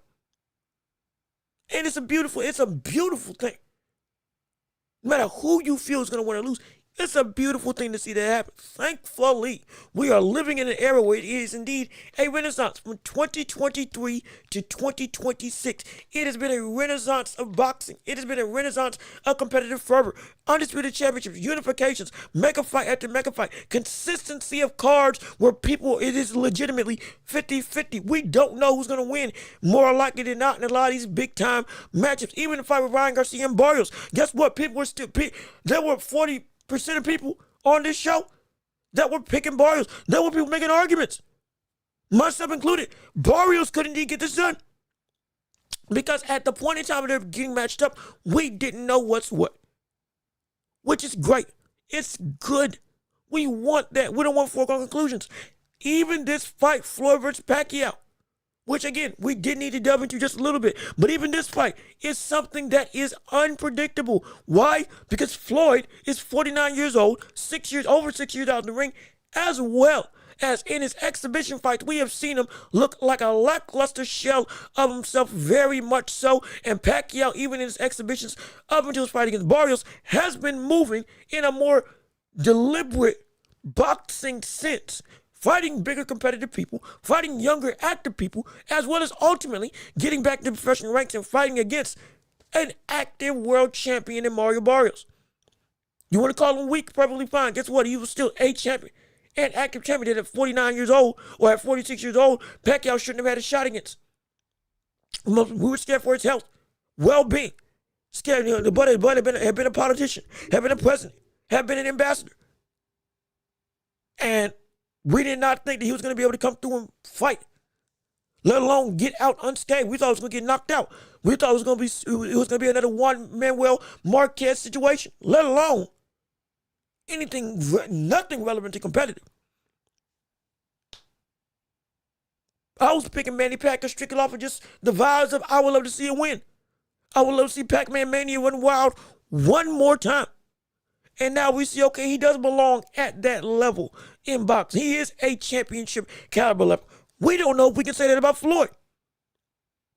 That's the truth. At this stage, we can't say that about Floyd Mayweather. And so, forget the cachet, the same rhetoric that we held against Pacquiao before his fight, we got to hold the same thing for Floyd, because the same thing for Floyd abides in Floyd. The unpredictability because of your age can be such a big detriment. In time out the ring, quality of work, stylistic changes that you may be forced to have to make. Can you make them? Can you do them? Is it possible? We don't know. Truly, we do not know. That's the issue. That's what makes it so competitive. We're getting competitive fights across the board, which is it's so good. It's so good. It's so good. Finally, this era of boxing, those filled with a lot of spectacle, has been filled with a lot of substance as well. Led by, in part, the likes of Ryan Garcia and Devin Haney. Now with Shakur at that forefront as well, taking on tests at left, right, and center, which I can respect and love, no question about it. Also, in the world of boxing, we have, not just with the rematch with Devin Haney, not just with Bill Haney saying that he's going to move up at 154 if he can't get the fight with Ryan Garcia, but we've also had some news involving, in a way, Enzo Ramirez, Benavidez, Inoue versus Zerto. Good gosh. Inoue versus Nakatani, Benavidez versus Zerto. Both are going to be happening on the same day. I thought it was going to be the same week. Nah, it's happening same day. Hopefully at the same time. I think one in the morning, one in the afternoon. But regardless of which, I'll let you see it for yourself. May 2nd is when both Inoue and Nakatani, as well as Jose Ramirez versus Dave Benavidez for the unified cruiserweight championships in the Ramirez-Benavidez fight, and Inoue versus Nakatani for the undisputed super bantamweight fight. Those two of what can potentially be some of the most impactful and exciting fights of the year, happening at the same time, on the same day. It's going to be about 4 in the morning, Nakatani versus Inoue. B-clip, 4 to 6 in the morning. 4 to 6 in the morning for Nakatani versus Inoue. I believe we're going by what happens over the time period over in Japan. And then 10 to 12 at night for Benavidez versus Ramirez. Good gosh, get yourself prepared. Make your plans. Get your dates right. Do what you got to do. This is about to be huge. This is about to be insane. Ridiculous. This, oh gosh, man, this could arguably be one of the most violent days in boxing. I'm dead serious. This could be one of the most violent days in boxing. This could be, we're talking about the boxing history. This could be one of the most violent days in boxing history with this amount of potential volatility, upsets, as well as outright wars that can take place with this fight. With both of these fights happening back to back. Hopefully you got yourself breakfast in the morning, you're going to be grilling, and then you also subsequently afterwards, you got yourself a cookout ready to be displayed and ready to be put on for the world to see. Because boy, you want to talk about a feast for the eyes and a feast for the soul. That's what these two fights are going to be on the same day, May 2nd. I can't wait to see it. Oh, it's going to be so exciting. It's incredible. It is going to be absolutely incredible to witness this. Also, Julius, hey brother, what's going on with you? How you doing? Good to see you. Thank you for tuning into the show with us on today's Saturday. You're here tuned in on our live stream. We appreciate all the support and all the love. I'm trying to make sure I can read the chats real quick so we can have you. We can go through. Ryan will knock. Let me see. I told you Ryan will knock the new veneers out of Shakur when it happens, or when it's said and done. Also, Welch the Great. What's up to you again? What's up to you, Julius? How you doing? So you said that after that win, we're gonna see Ryan beat Shakur Stevenson. That's a very interesting sentiment early on for this type of fight. That's very interesting. You mean, in fact, I can actually put that. Let me actually change one of my titles real quick so we can actually have a full set of options to discuss. Because right now, I'm telling you, this Ryan Garcia fight has everybody not just up in arms, but completely picking one side or the other versus. Let me see who. Yep, we're gonna do who. We're gonna do this right. We're gonna do this right now. We about to change this up. We about to add another title card to this whole show, and we're gonna add this as a question. We were talking about with Devin Haney and Shakur, or Devin Haney and Ryan first, and now we can transition over into Devin Haney versus Shakur. Ryan Garcia versus Shakur. Hey, now who wins? Who wins? Who wins this fight? Because apparently now y'all saying that, oh, we got people in the chat saying, yeah, Ryan's going to get it done. Yeah, the speed is too powerful. The action's too violent. The physical nature is going to be something that Ryan Garcia won't be able to, or Shakur won't be able to overcome with that explosive power and reach that is even quicker than the sharp analytical mind that is Shakur Stevenson. That's very, very interesting. If that does happen, I'm gonna tell you this right now again, that ability of legacy can indeed be on Ryan Garcia's side. I just don't know though. I don't know though. That's the issue. The thing about Shakur is not just a technical pick you apart. It's the fact that he shuts down a lot of your offense by making it so that you can't start it up in the first place. Look at what he was doing against the likes of Teofimo Lopez. Every time Tio wanted to come in, he was instantly met with something to stifle his way. A sharp jab. Or gets blocked, and in the second shot, boom, jab in between combinations. The jab along, and he who rules the left, or rather he who rules the jab, rules the world. And right now, we're seeing Shakur rule the jab. We're seeing him rule it. We're seeing him dominate with it. And his ability to read and react to openings has the capacity to nullify even the speed of Ryan Garcia. It does. On the flip side, Ryan Garcia's speed, as we've seen with when he fights against other technicians, has the capacity to overshadow the technical deficiencies that he has against them simply because of the fact that he's just too quick. No matter how much you know what to do when something's coming, if you can't stop what's coming because you can't react to it in time, well, you're just out of luck. You're just out of luck at that point. And this is difficult. Part of the reason why we see Shakur be able to do what he's able to do is because he's able to, okay, boom, I can adapt and engage you. I'm good now.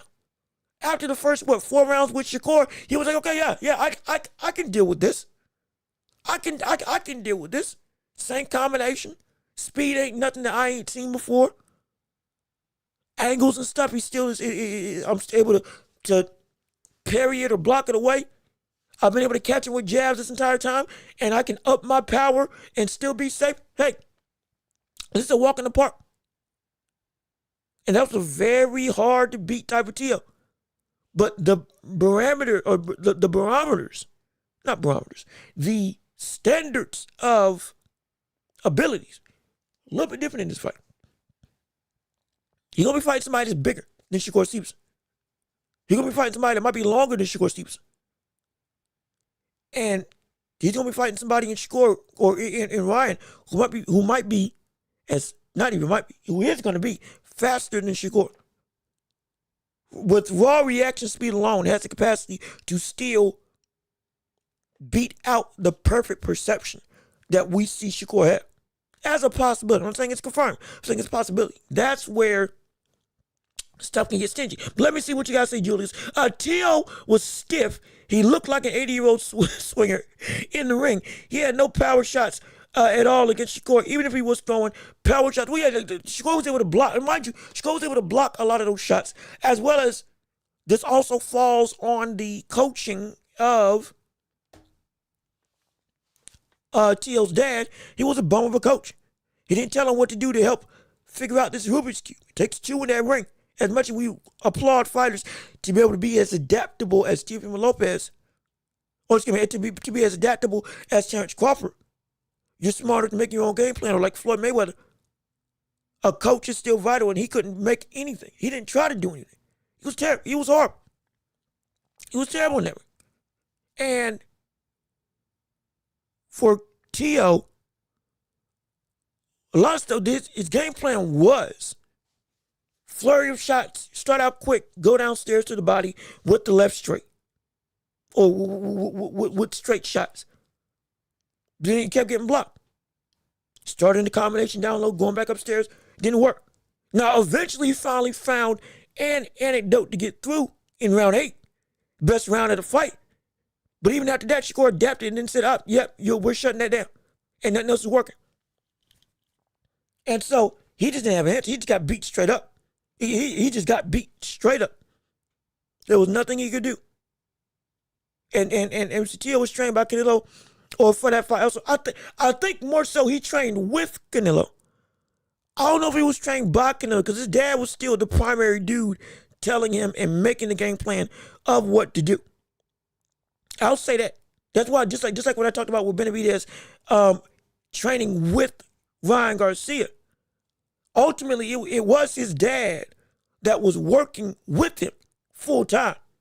But using Benavidez as another accentuated tool to help bring out better things in you helped him out immensely. But it was the father that ultimately made the game plan of what you need to do to beat the likes of Barrios. And hopefully he sticks around, because he's actually good for his son.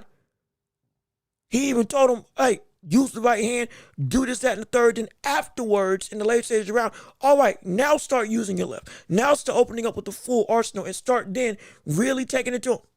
And we saw that in the fight. He started out hot and got hotter as the fight went on. The more intricate details, even though you train to do a lot of stuff, and even though people like Canelo or Benavidez or Boots or others of that like can help give you new tools, the coach's responsibility is to give you the when and where to use them.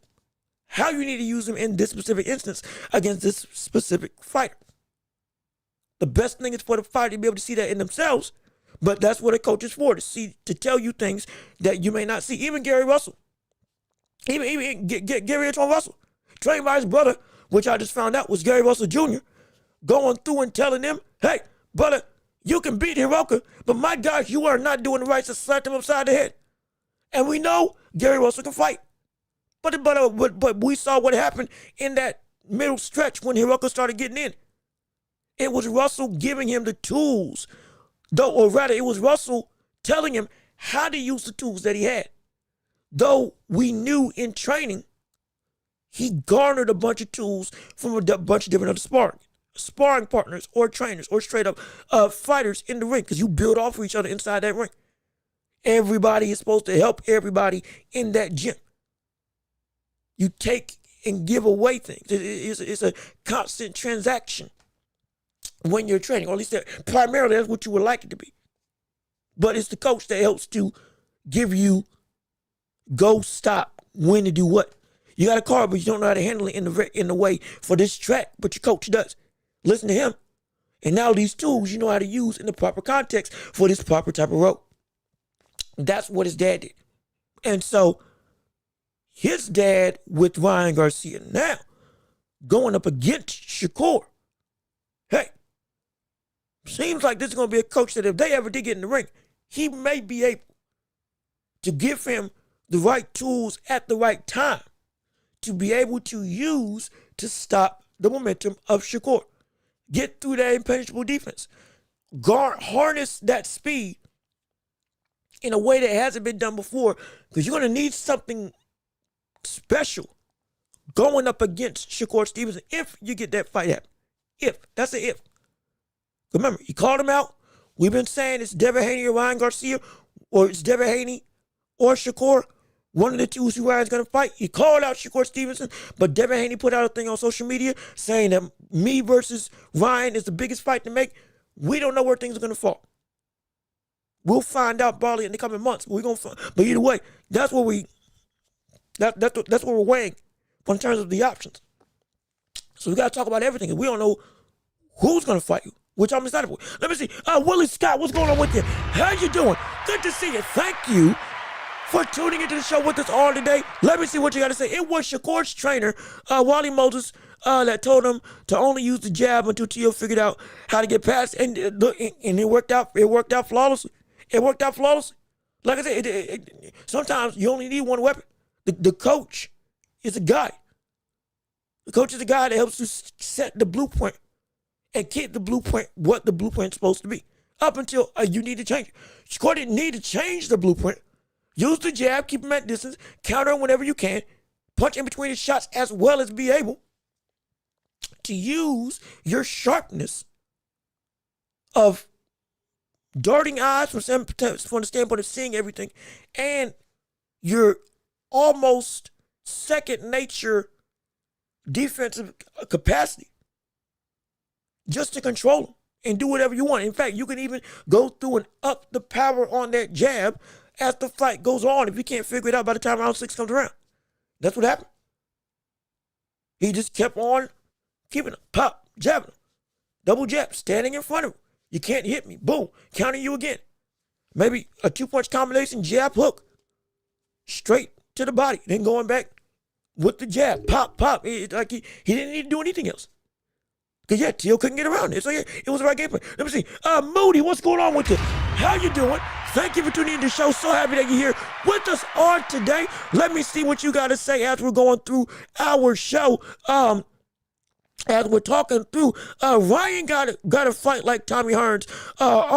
Only hands fast enough in boxing to me right now. Only hands fast enough in boxing right now to be able to imitate it. Now, here's the thing. The speed would be there for that type of stylistic nature, but he does not need to do it. He don't need to do that. Julius, you say Tio wants to be a Jabberwocky. Hey, man, look, he came out with him, and he danced his way back to the locker room in sadness, boy. I tell you, like, he's a showman.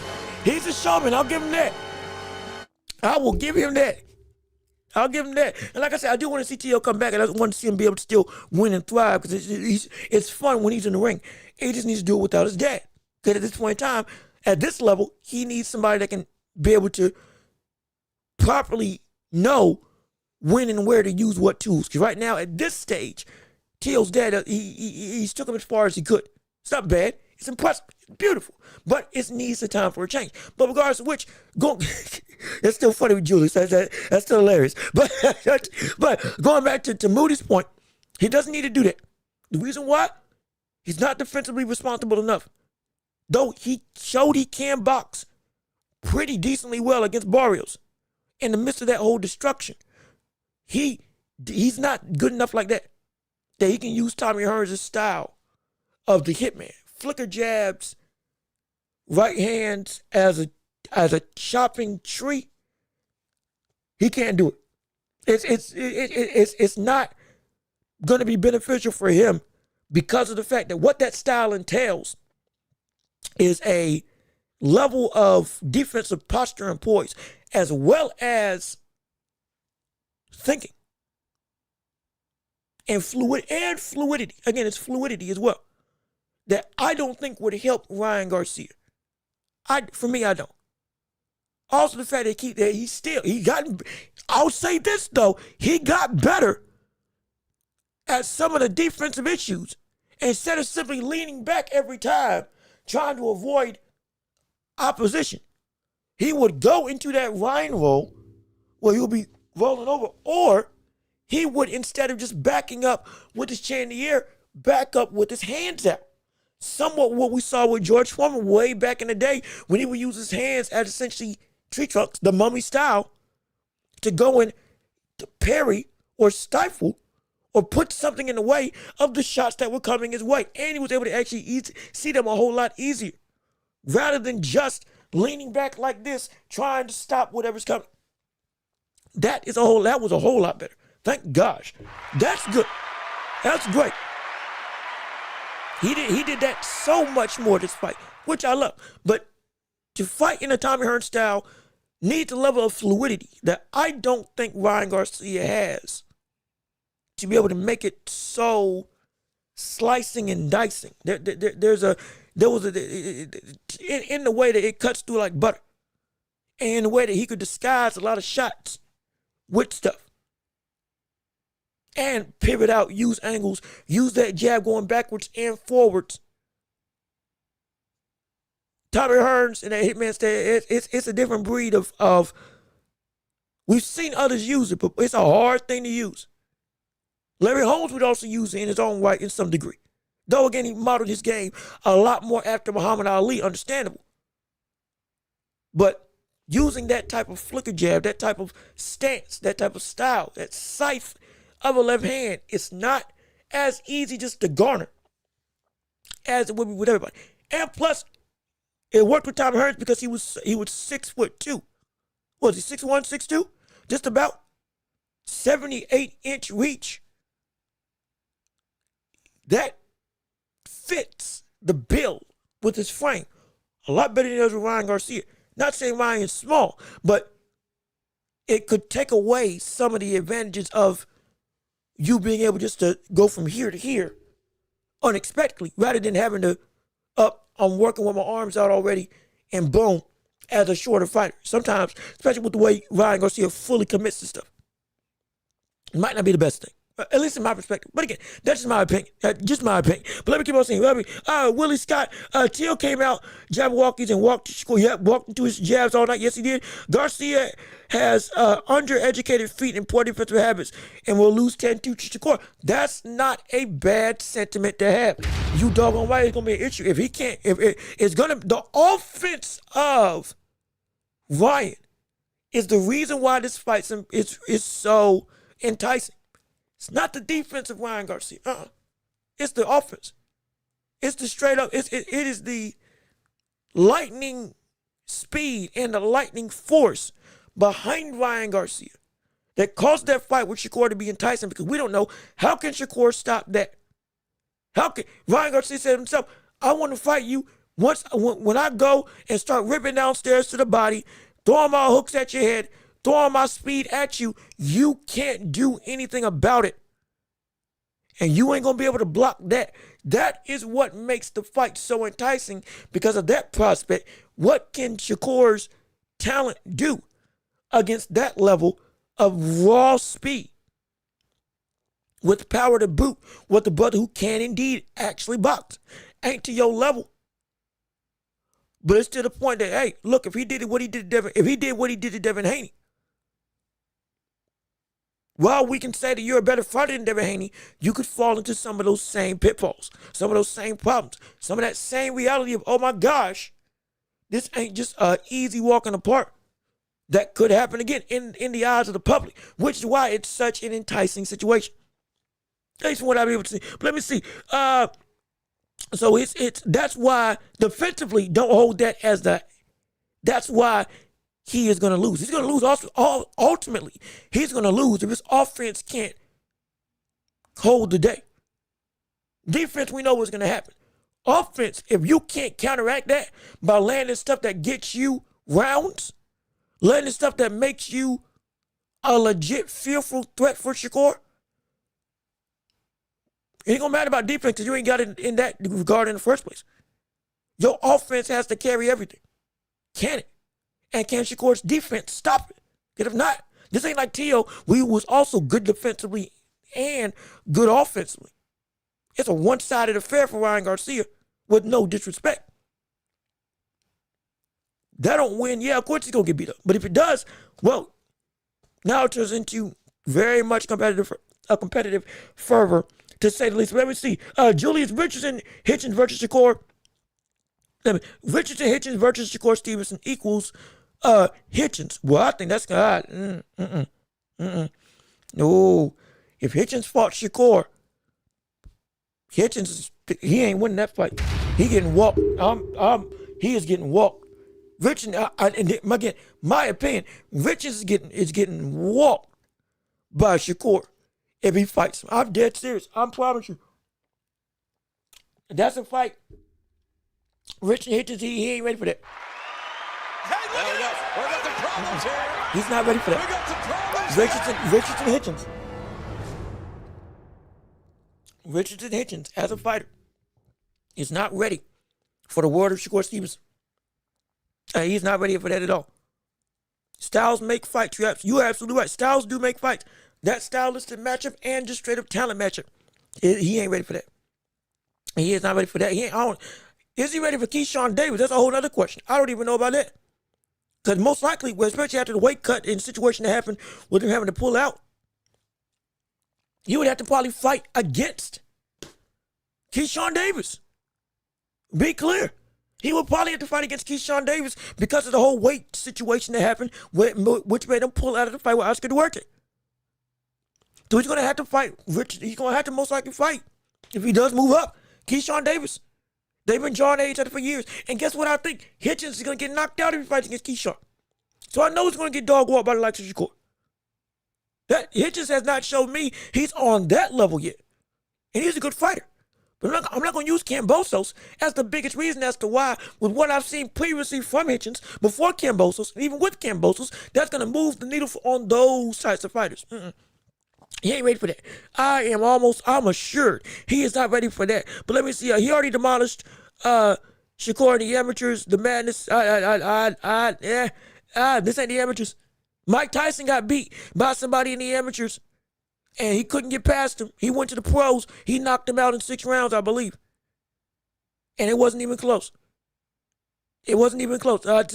As much as I value the amateur experience, and I know it makes something, I don't hold it as the end-all be-all, because I understand once you hit the pro level, it's a completely different level of development, a completely different level of skill set, and a completely different level of outright success that you can or cannot have, even against the same brother. Simply because what this professional ranks bring out of you is something completely different. This is where your ultimate opportunity to get to your potential fully comes into play. You grow better. Your health is better. You fully mature while you're in the pros. And it's something that in the amateurs, you may have been beat because you weren't this, but now that you are this, you're a different beast now. So I hold the amateurs as the end-all be-all. It can make for a great rivalry. Like we saw with Devin, Haney, and Ryan Garcia. It can make for a great story. It can make for a great situation we can look at it in perspective. He can beat him again. But it does not tell the whole story in this situation, because the pros are a different world. In my experience, it's a different world. Looking at it from the standpoint of how each can match up with each other. But let me see. Ryan will demolish him just like he did in the amateurs. We'll find out. Again, I haven't seen any tapes. I need to find out what the fight results were when they fought in the amateurs. I did not know that they fought in the amateurs. So that was news to me, absolutely. And when he broke it, I was like, oh my gosh, I didn't know that. And so it's very interesting, because people are going to use that as, he said the same thing about Devin Haney. They drew 3-3 with each other.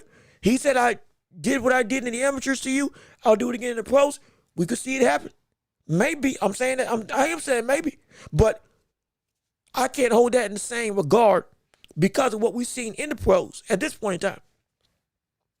It's going to take a lot for Ryan to beat Shakur. If he does, uber impressive. But it's going to take a lot for him to beat him. It's going to take a lot for him. Let me see. Shakur won't be there to get hit.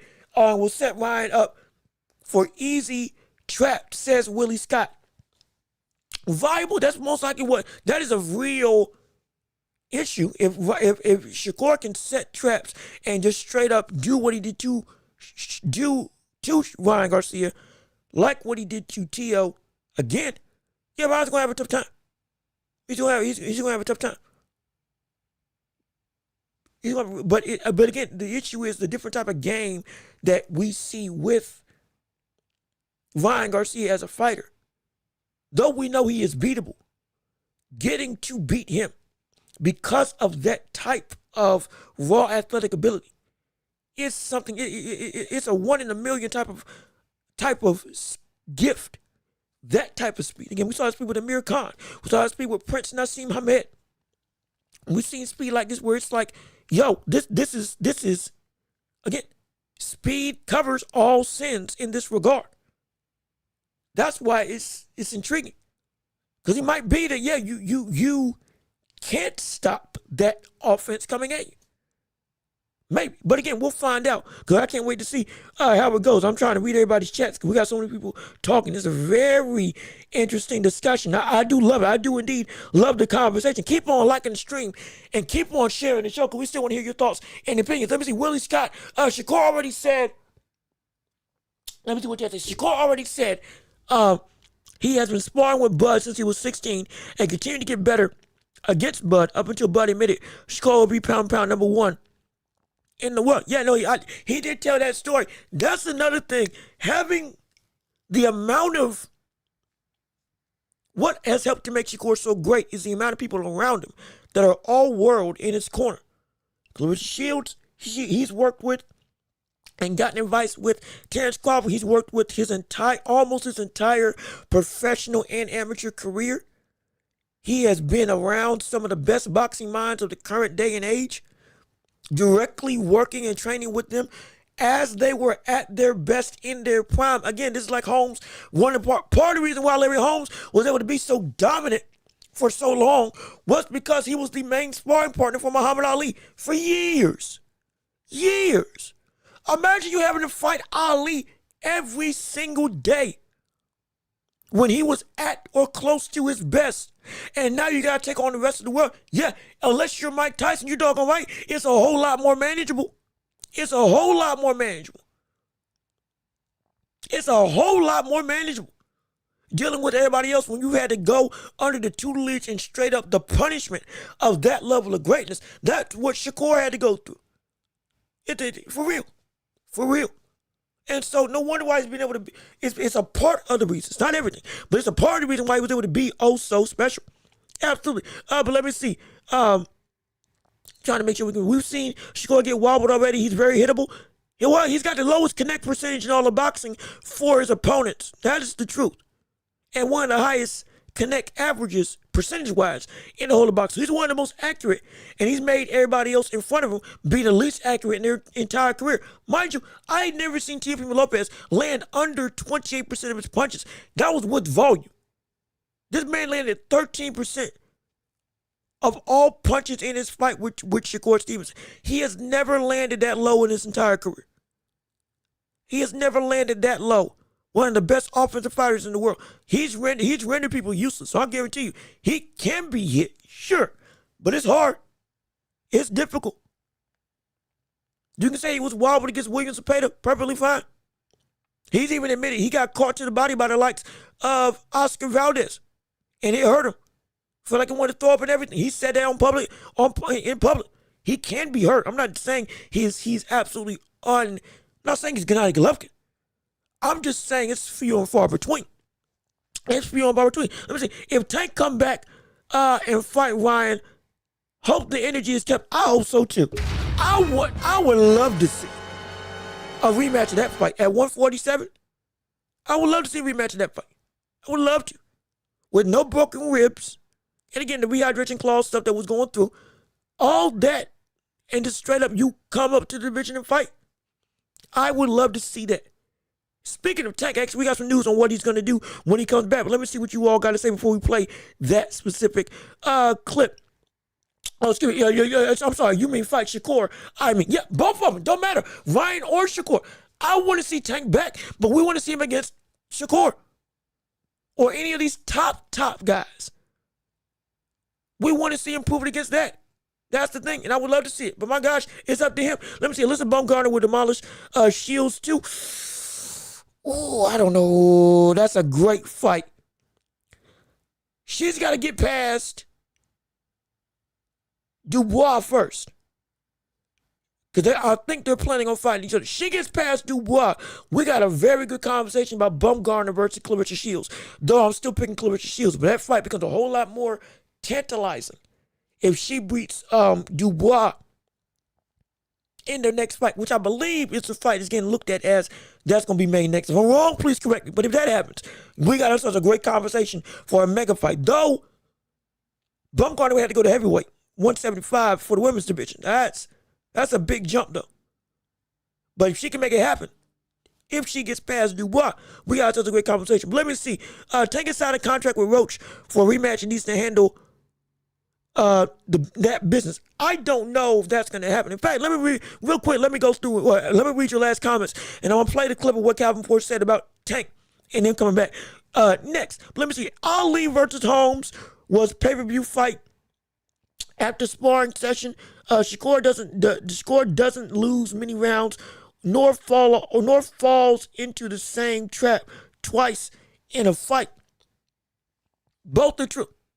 Shakur does not fall into many rounds or doesn't give up many of any rounds. He's rarely lost rounds in his entire career, let alone especially when he's went up to the pro ranks. He's been clean sweep just about for the whole, which is incredible. And also, what you're commenting about Ali versus Holmes was again pay-per-view fight.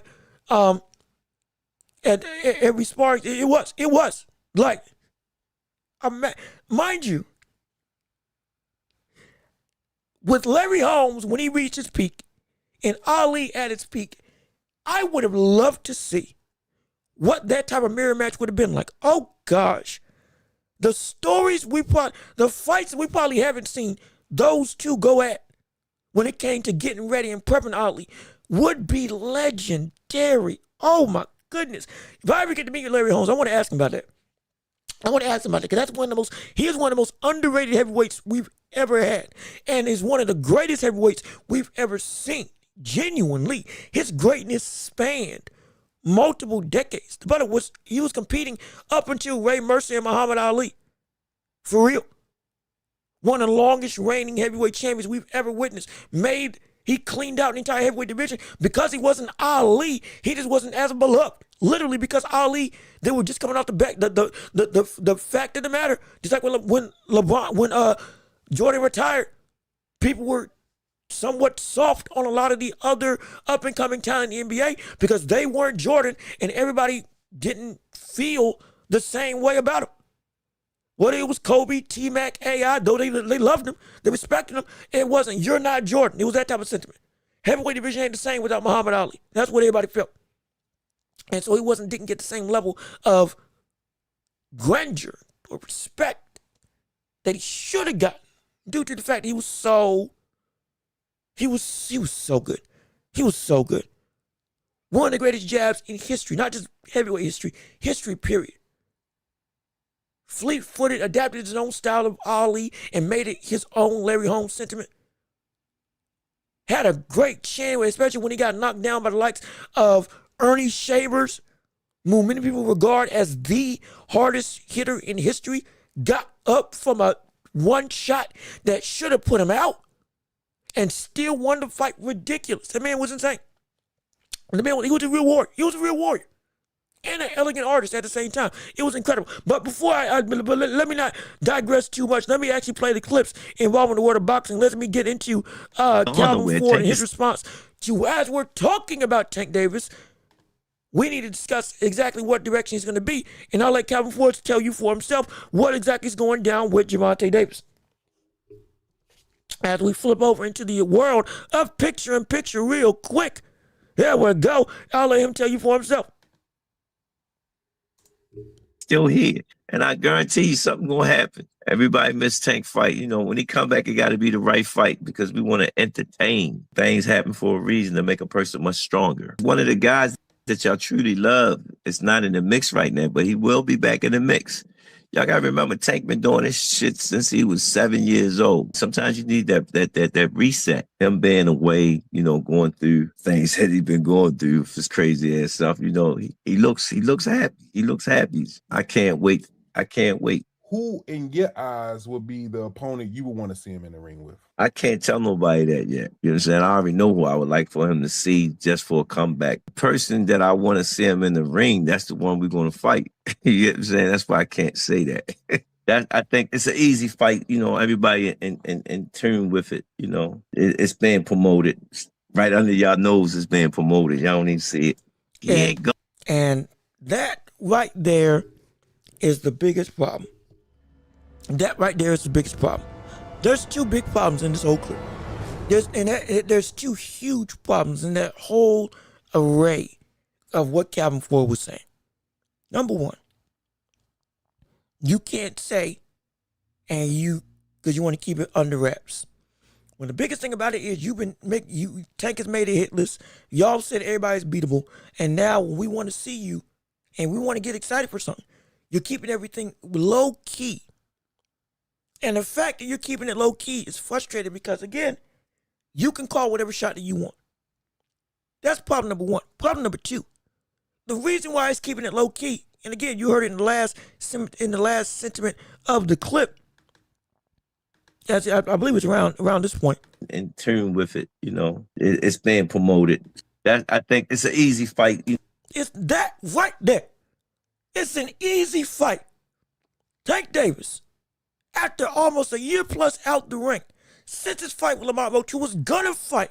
Let me put myself on the big screen. Hold on a second. No. This ain't no conversation. In fact, we're going to the championship rounds right now. Bump this. Forget this. We're going straight to the championship rounds off of this topic and conversation. You doggone right.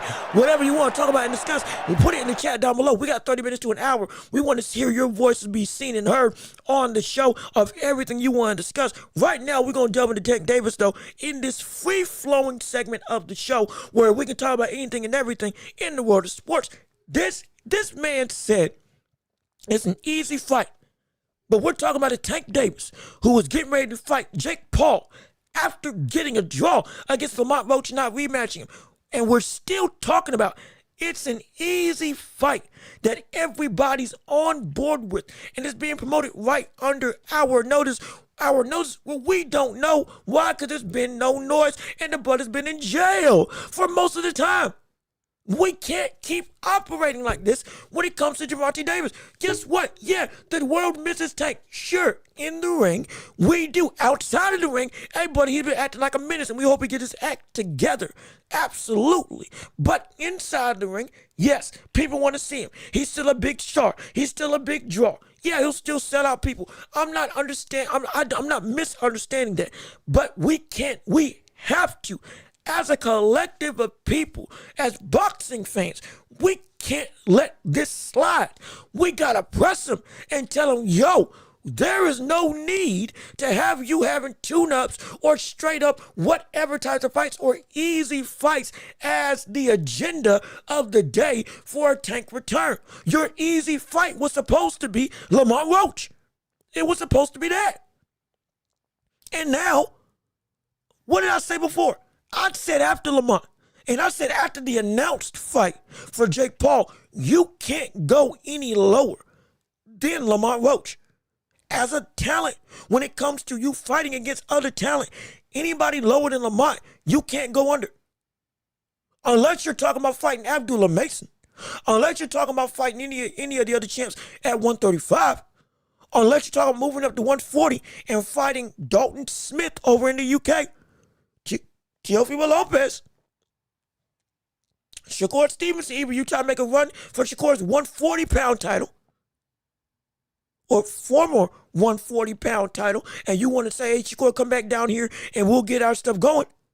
Unless you want to do that, where else is there for you to go? And I would say there's nowhere else for you to go except for you got to fight the top of the top.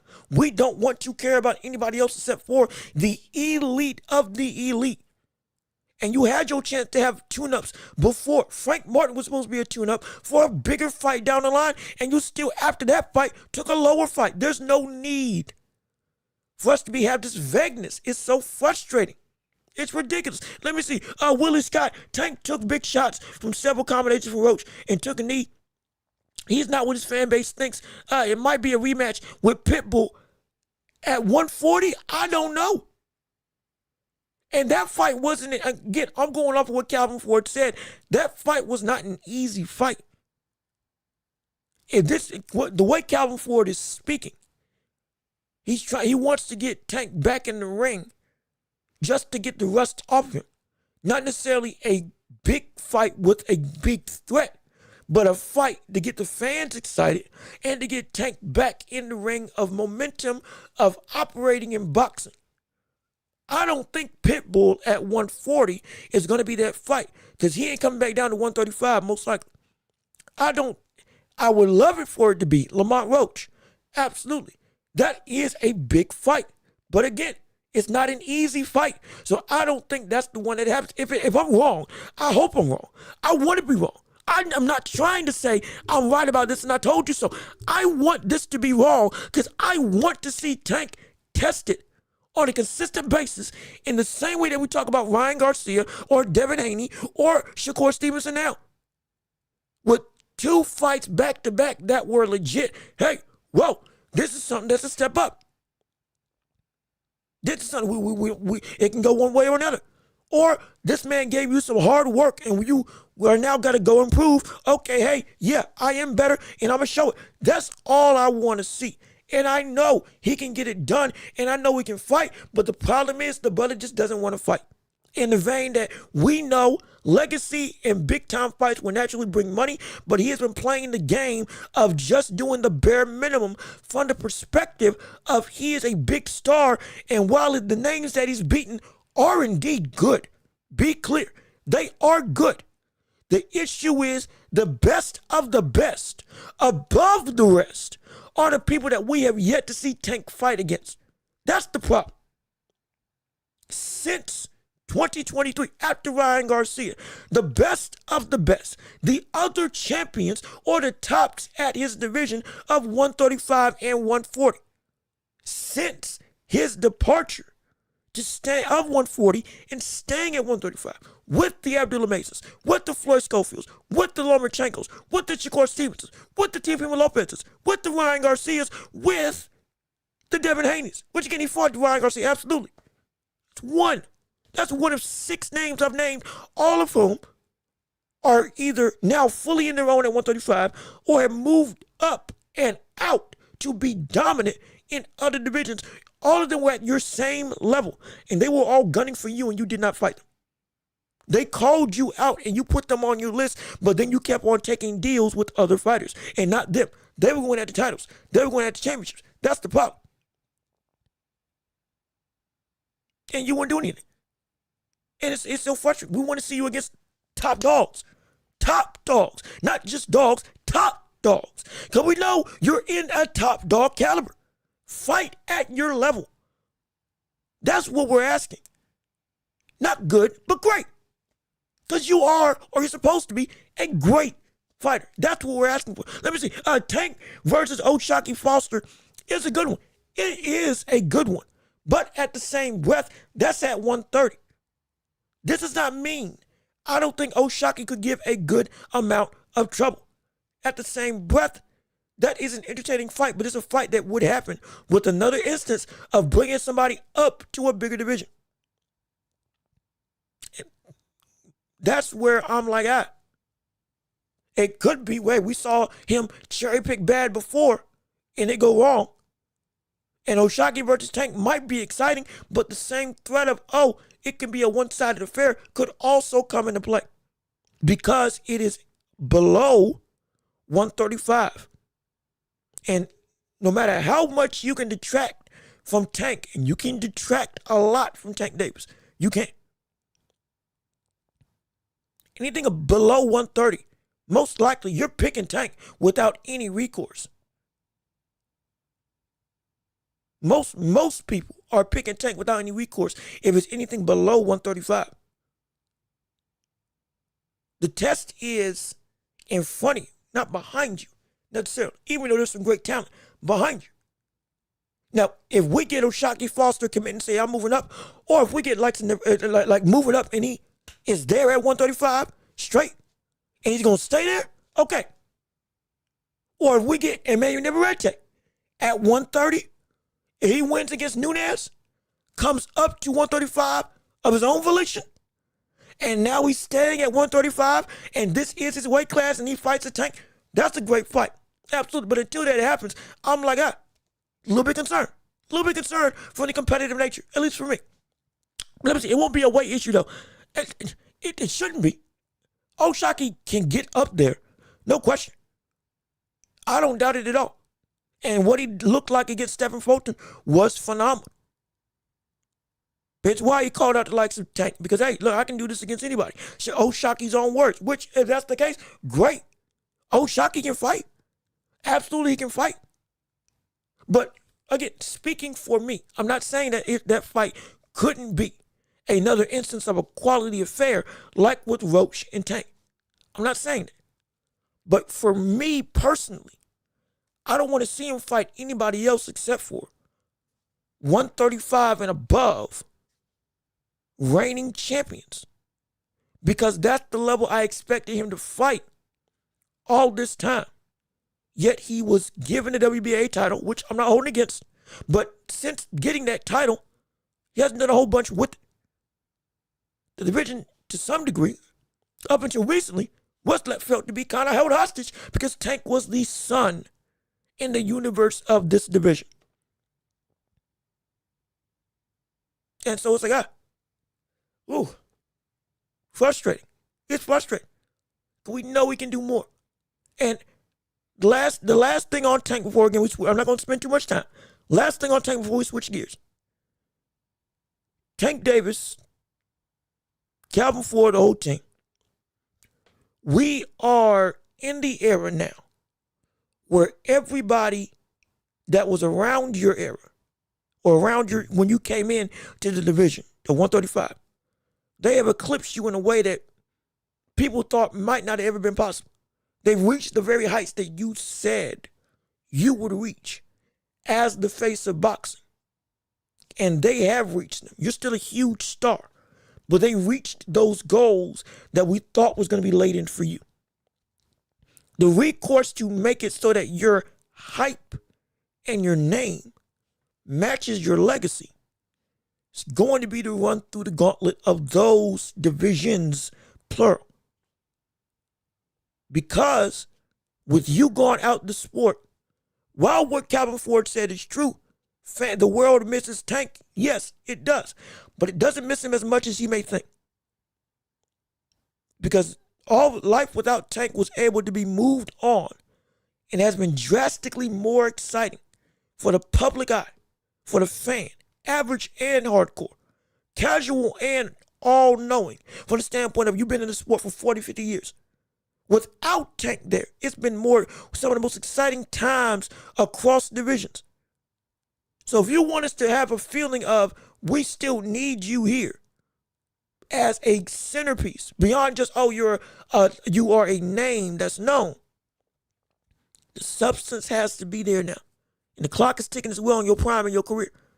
Because you're already 32. Between 30 and 32. This is crazy enough to say we're getting to one of the most important stretches of Gervonta Davis's career.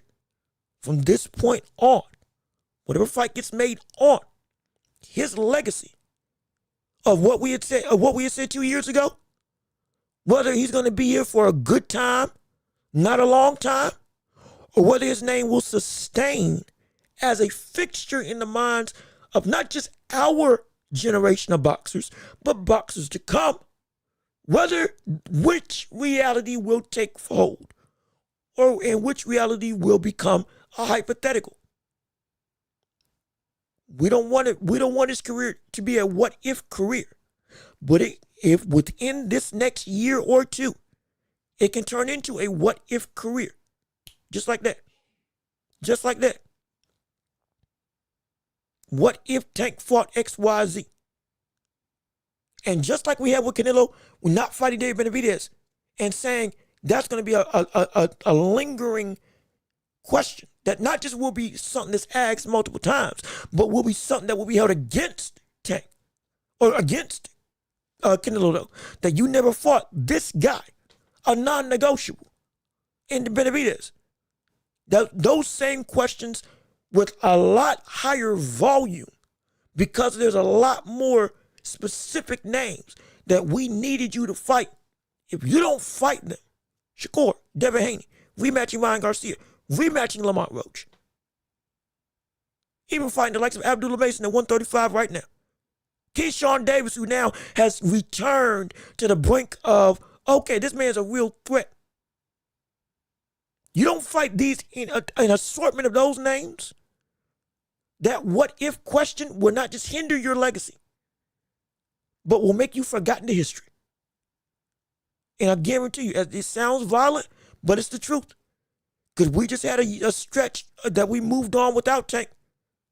Fans turned on Tank that we thought were diehards for a multiplicity of reasons. And next thing you know, the public opinion shifted in a 360 that I've never seen before for a man that was looked at as carrying this boxing world on his back.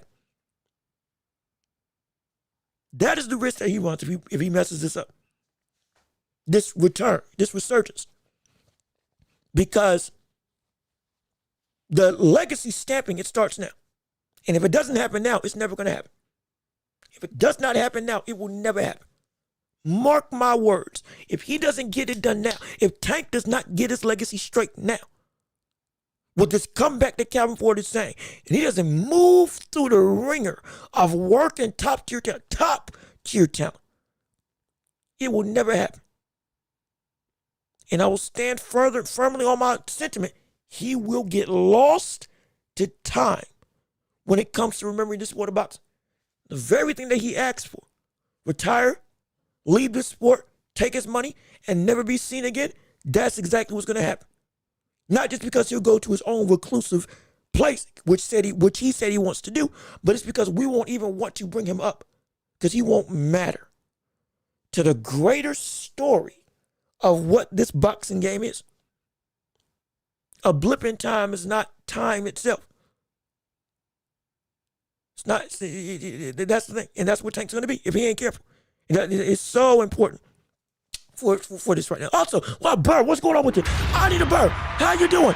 Good to see you. Thank you so much for tuning in to the show. We are in the championship rounds right here, right now on our show. We are in the last 30 minutes of this show. We want to hear from you on anything regarding the world of boxing and beyond, movie, sports, television, video games, all that stuff. We want to hear from you on any regard when it comes to the world of boxing, when it comes to the world of sports, when it comes to the world of outright, essentially debate, conversation, question, concern, all of it, whatever you want to discuss, we got you right here in the chat. Please leave a like on the stream if you like what we're saying. Comment your thoughts and opinions. We want to hear from you from everything in regards to the world of boxing and beyond, whether it's movies, sports, television, video games. And so keep on sharing the show and keep on letting people know this is the hottest place to be on the hottest show in all of the globe. The Watchable with me, your host, Jean-Luc Welch. Absolutely.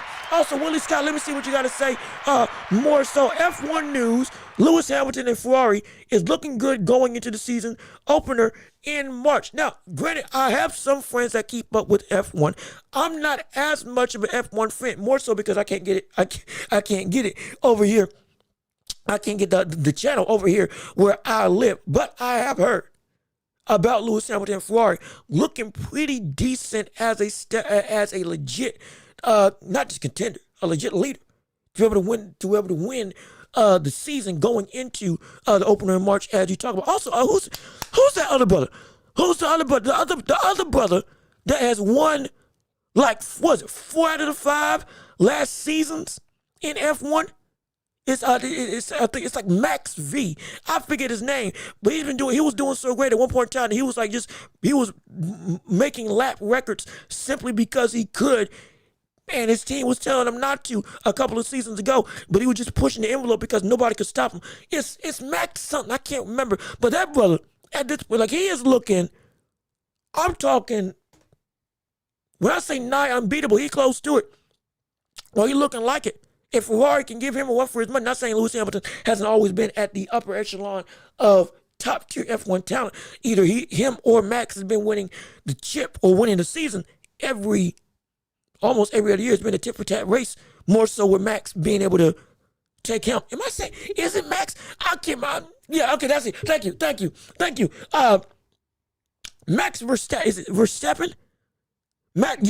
Is it Max Verstappen or Max Verstappen?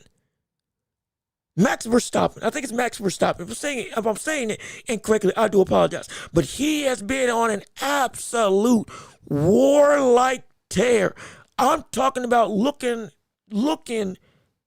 in the same way that we talk about Shohei Ohtani as being one of the more transcendent figures in baseball. Max is quickly, when he stepped on the scene and really came into his own, this cat has been just cooking and killing And when Lewis Hamilton was dominating F1 for a number of years, all of a sudden this brother came in and started just sweeping titles, sweeping seasons, sweeping lap records, and sweeping I don't care what company, Ferrari, Ferrari or anybody else, sweeping the field, insane. He's ridiculous. He's preposterous, man. Hey, let me see. He's Dutch, and his name, he's Dutch, and his name is pronounced oddly, but again, the dialect is different, so I understand. I'm just trying to make sure I say it correctly. I don't want to disrespect anybody's name. I don't. That's why. But I know the brother. I know both of them. And I'm telling you this right now. It's going to be this race this season. If Lewis is looking like he's been looking over the course and going into the season opener, it's going to be an exciting venture, no question about it. And I can't wait to see how it goes and unfolds as the season goes forward as time goes on. We still want to hear from you all in the world of boxing. Wait a minute. Also, we got some breaking news if you didn't know. Carlos Adames and Emma Williams are going to fight each other in the world of boxing, as we just found out right now. Breaking news roughly, yesterday. I didn't even realize that happened yesterday. Carlos and Emma Williams, who I believe lost his last outing. I can't remember if he lost his last outing or won it, but took some serious punishment. But he's back in the foray of competition, going up against another heavy hitter at 160 in Carlos Adames. Same buddy who went and should have beaten the likes of Hamzat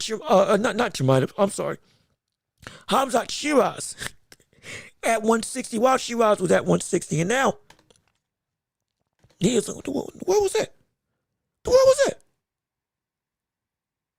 Oh, okay, never mind. That was an update. Okay, that was an updating file. I'm sorry. I had something flash across my screen. I was trying to figure out what was popping up. That was an updated file to one of the essentially one of the programs I'm running on OBS that was finishing download. So we're okay. So we good. Everything's working accordingly, thankfully. But yeah, Emma Williams is gonna be fighting on the 21st in March, right? Coinciding with the start of F1 season, going up against Adames for the WBC title. I think it's actually for the real world title. So that's gonna be very interesting. What is this? Boots and Tank. Oh, I'm sorry. See, this is why I'm being sketchy, trying to go and read everything. Because there's a lot of people posting a lot of stuff on social media. I'm trying to make sure I'm not getting fooled. I almost thought they would say that the Boots and Tank fight was getting ready to get announced. I got scared and excited at the same time. I didn't know how to feel. So my gosh. Shoot, man. Oh, shoot. I was about to have some fits involved in that. But also, I wanted to hear this. This actually the clip from Abdullah Mason. I was actually looking for this as we're again trying to cover a lot of stuff that happened over the course of the weekend with comments, conversation, and other things of the like involving Keyshawn Davis, Shakur, Ryan Garcia, Mario Barrios, and a bunch of other people around the division.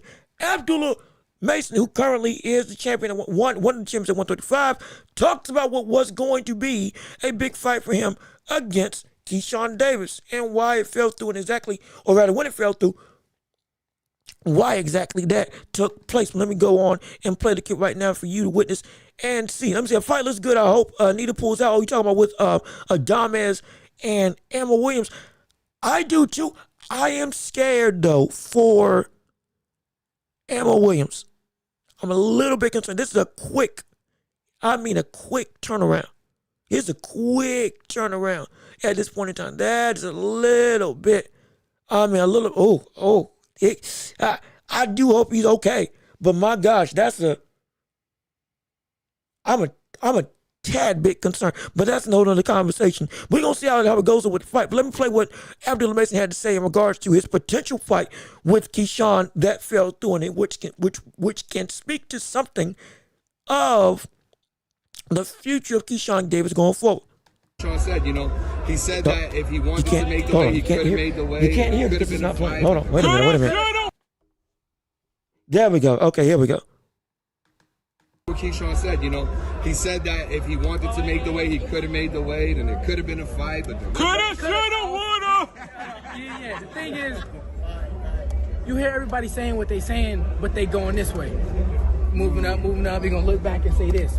They going that way and they saying it something this way. So They do well. I feel like they're trolling because if something was there, it would have happened already. Because you see where I'm at. I'm at 135, and I got the WBO World Championship. That I was ranked number 1 in the same division at the time that he had it. So he lost it. I'm still here at 135. When I move up, I'm gonna get my titles. I'm gonna be there wherever I'm at.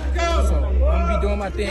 Each weight class I step into, anybody I fight, inshallah, is gonna keep doing statement fights because I got an appetite to smoke, and I'm still. What Keyshawn said, you know. And again, the personality, again, I do love what Abdul genuinely saying, I want to fight everybody I can. And what he said was really standing out. I'm staying here. I've been here. I'm going to run the table. Essentially paraphrase. I'm going to run the table. And you say that in this division, I'm looking to be the best here. And when I move up, I'm gonna be the best up there. But if something was gonna shake with us, something would have shook with us when you were here and afterwards, because you moving up and now you're looking back. This is what we're saying with some of the potential use of ammo going up against the likes of going up against Devin Haney, with him saying he might move up to fight the likes of Xander Zayas instead of completely saying we're focused on fighting Ryan Garcia at 147 because he's got a belt, I got a belt, we got history, and we want to make something shake. Again, if we don't get the fight with Ryan, that is the already established game plan, rather road, per the words of Devin Haney, or Bill Haney, excuse me. And this brings up a notion when it comes to the boxing landscape as a whole, not just with Keyshawn Davis, but with others. With Mason saying, if you wanted to fight me here, we would have gotten something done here. Keyshawn going through and moving up again to 147. Though he said that that's the goal, and though he said, yeah, he wants to go and take on Devin Haney and others, is there a sentiment where this same level, though again he beat Jermaine Ortiz and looked phenomenal, is there a sentiment that if he really wanted to get the smoke with the others at 140, which there is now a plethora of names at 140 that he could fight, go and try to beat, go and try to win, that he's leaving food on the table? And even though he may be looking to still be great against Devin Haney, which again, he's hunting him down, which we love, he should go and stick to at 140, I'm trying to dominate. In your estimation, do you think that him trying to fight Devin Haney, while it's a big time cause, it's a cause that you don't need to go after that because you got so many other killers around here that you could fight against and go and try to do what Abdullah Mason's doing? Stay, reign, and dominate outright. If that is the position that you hold, that should be better for his career. I would love to hear your thoughts and opinions on. But also, let me see, we still got more people in the chat like with Willie Scott. It's time for Williams to step up, and his team must see something in Adams they can take advantage of. I don't know. I don't know if Emma Williams can step up. And if he is trying to step up, I don't know if Adames is the buddy that he needs to try to step up against, because at this point in time, the feeling of fervor when it comes to looking at fervor might be the wrong word. The feeling of when we're watching the likes of Emma Williams, he's had a couple of opportunities on a big time stage where he did indeed step up. He did in fact step up. But he failed. He got knocked down and just outright beat up. And now I may not need to see a full-blown step up, but I need to see a retooling.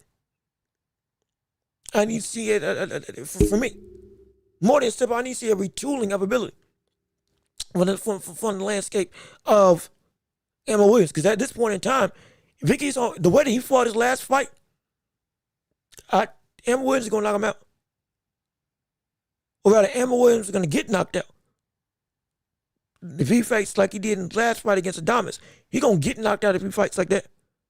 I guarantee you. There needs to be I see a retooling that needs to be done for him. But let me keep on reading. Mason was Keyshawn's Mando when he had the titles, and Keyshawn didn't want that smoke. That's the issue at hand. That's the sticking stipulation. Mason seemingly was ready to fight could have fought, and stuff fell through. You could have even, when you moved up, called him out. You could have even moved up. Or rather, you could have tried to, or even though we were saying Keyshawn Davis not making 135, he needs to move up to get to 140 because, hey, you at that point in time can't make the weight properly. At the same breath, if he really did want to smoke with the discipline and getting his life together, like he did eventually do, he could have stayed at 135 and fought him. Or at least said, hey, Mason, I'm waiting on you. Well, I want that smoke with Mason and da-da-da-da-da-da-da, and all these other people. Because even within that 140-pound threshold, there's still leeway, which we've seen before, to fight people at 135. We've seen it. We've seen catch weights. We've seen 138 catch weights. We've seen people moving up rehydration clauses. We've seen all of it. And we've seen deals get done to where, okay, yeah, this is something that you really want.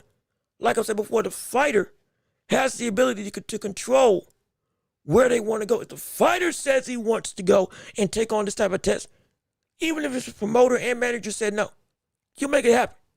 Jared Anderson had everybody around him saying, don't take the Martin Bacoli fight. Yet he still took the Martin Bacoli fight. Even when Bob Arum said, hey, I don't think you're ready for it, he still took it. When his own team said you might not be ready for it, he still said, I want it, make it happen. They can push to make the stuff transpire. They can. And if Keyshawn wanted it, argument is, you could have actually gone through and committed to making something happen. But chips fell where they may. And when I move up, I'm going to be there. If I'm Mason, I'm egging on Keyshawn to stay at 140. Get some belts. Reign up there for a little while. Let Devin Haney and Ryan Garcia hash it out. You stay up there. And don't move. Get some clout and some more cachet. Because when I get up there, we're going to scrap it out. I would love to see Mason make that type of move. Make that type of conversation. Get the public appeal looked at in that type of vein and have him say, hey, yeah, stick around. Because the show's getting ready to start in a couple months where we're going to get it. We're going to get the scrapping. I would want to see that. That's what I would love to see. But even still,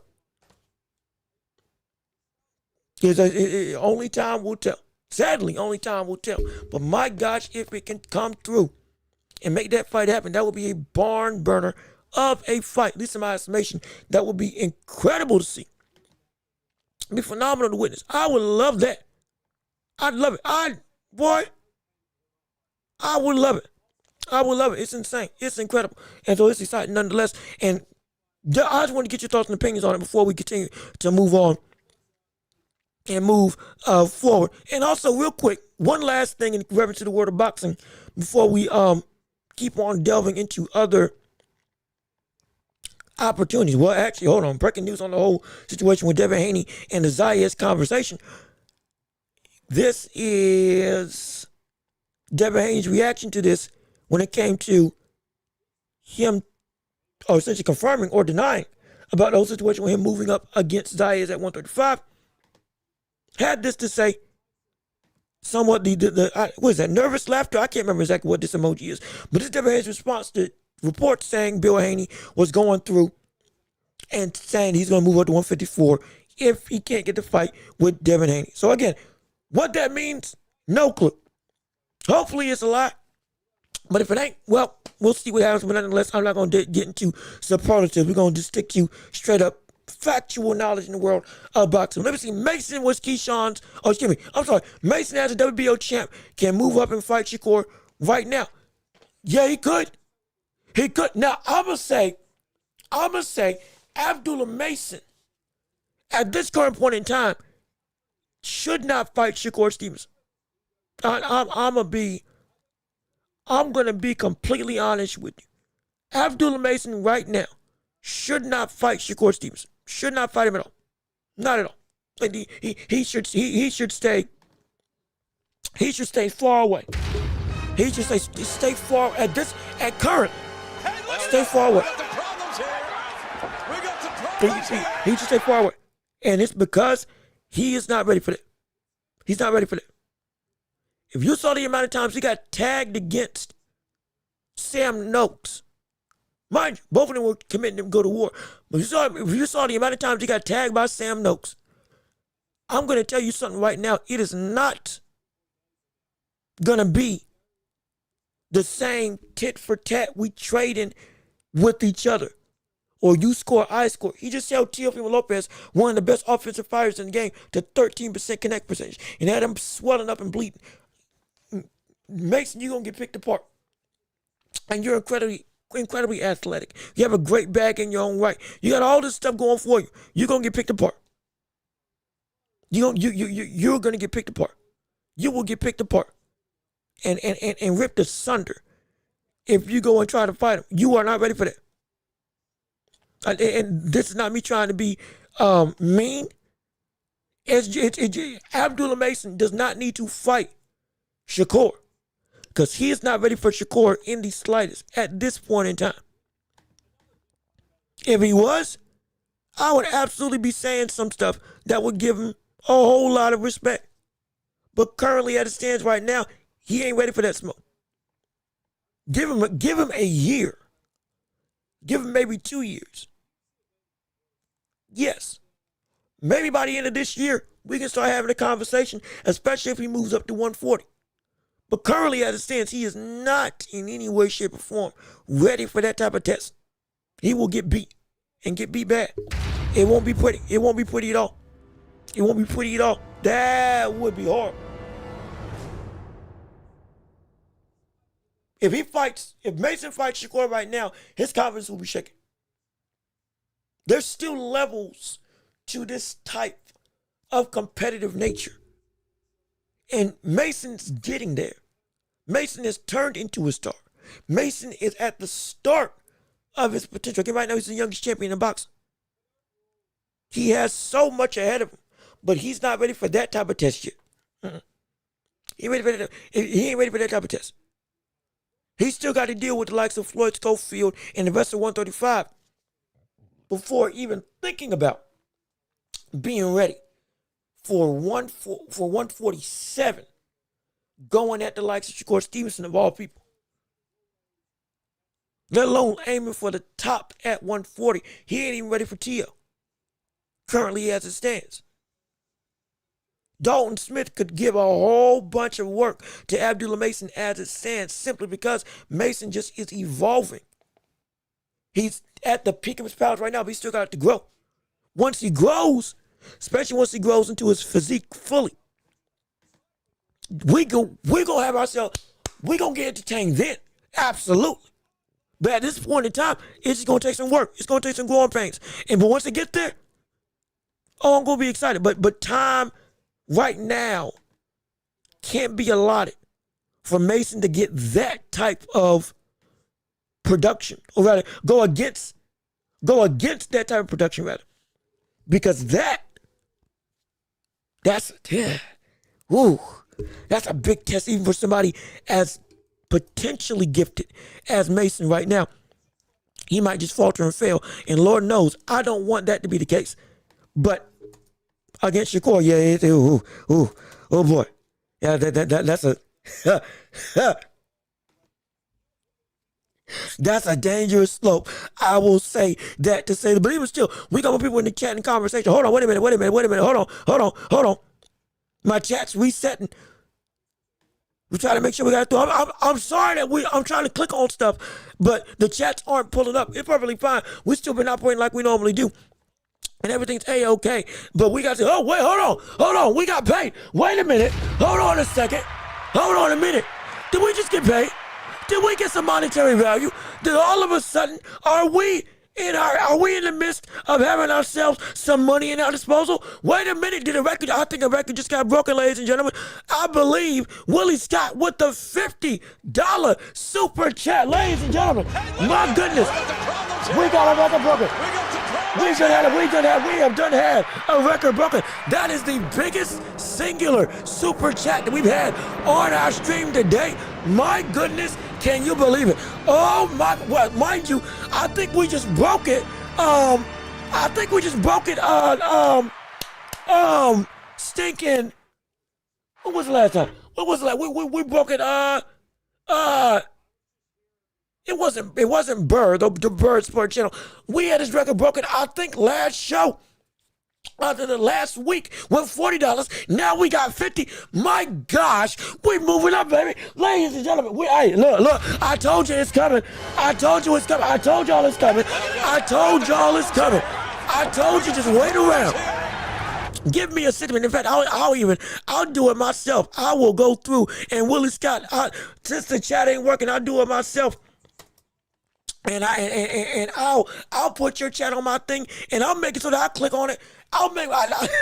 We'll adapt and combine to do what we got to do. Hey, look, again, Willie Scott with the 50 bones. Thank you for the support and giving homes to the Empire. No question about it. With the biggest dono of this channel's history, we appreciate it so much. If anybody wants to outgive it, hey, brother, come through, see what you got, see what you can see. Hold on, is the chat working out? Is the chat going through? Is everything working well? Hold on, wait a minute. Can I now? Somebody put something in the chat. I'm trying to see if we can actually. We can actually. Okay, see, look at that. You sent some money and everything all of a sudden panned out. I told you we're funded by you, the people, and now I can start clicking on everybody's chats, no question. But Willie Scott, thank you for the massive donation. It means the world to me that you felt us worthy in our show, being worth the time to come through and donate and support the channel. You could have given to anybody else, but you chose to give to us, and we appreciate it. We thank you so much. It means the world to us. We got to start making some things special for these types of chats and things. We see other people doing these other types of affairs when people give some big time money. I need to add some more sounds. I might just have to add some videos like we see what's sticking. Say, hey, look, I might just do from showbiz and start making some straight up 30-second montages when it comes to supporting the show. But man, y'all are wonderful again. Y'all are. It's so special. I'm so glad y'all are willing to support it. Y'all are doing such great work to help make this show bigger and better, and we appreciate it so much, man. It's phenomenal. I don't take it for granted whether you give or not. I'm just glad that you're here. But if you do choose to support, it means the world to this channel, and it helps me to really make this show bigger and better. And hey, if you would like to give again, shameless plug, since we're already in the midst of it, shameless plug, if you want to give as well and outgive the likes of Willie Scott, see if you can test this gangster, come through. We got Cash App, we got PayPal, we got links down below, as well as Super Chat, Super Gifts, and others of the like if you would like to support. Thank you so much. It means the world. I do appreciate it, absolutely. Let me see. Video clips would be dope. See now when I'm clicking on the chats, they are coming up. So we got everything's working now. Thankfully, like I said, everything's happening at just the right time. Ain't it great? But let me see. Video clips would be dope. Little 2 to 3 second clips. I'm gonna start looking into that. I'm gonna start putting some stuff together for different types of tiers for giving. We want to make it interactive and worth your while. No question. So we trust me. Like I said, just take some time. I'm a one-man band. Like everything you see on screen, all of this stuff that you see in the background, everything. It's all me trying to figure this stuff out, but we're going to make it worthwhile. And because you all deserve it. No question about it, but we're going to make it happen. Absolutely. And again, Willie Scott, we thank you for the support. No question about it. Let me see. But Teddy Berkshire, as we continue the conversation on the show, Teddy Berkshire, thank you for tuning in. What's up with you? How you doing? Appreciate you coming in. Like I said, I can now go through. It wasn't a lot behind the paywall. Stuff was some reason that the chat bot wasn't going and doing what it normally does. Now I can go and breeze through and click on everybody's stuff so I can finally read on the screen, on my screen and on the public screen, what you all got to say. But let me see. Teddy Berkshire, you came in and you say, so the Crawford versus Mayweather will be the last one if he beats Pac again. Hey, look, Pacquiao is Crawford's only coming back to fight Pacquiao, as a professional, because that's going to be a big-time payday. But mark my words, because we know Terrence Crawford can still make 147. He can. Or at worst, 154. He'll try.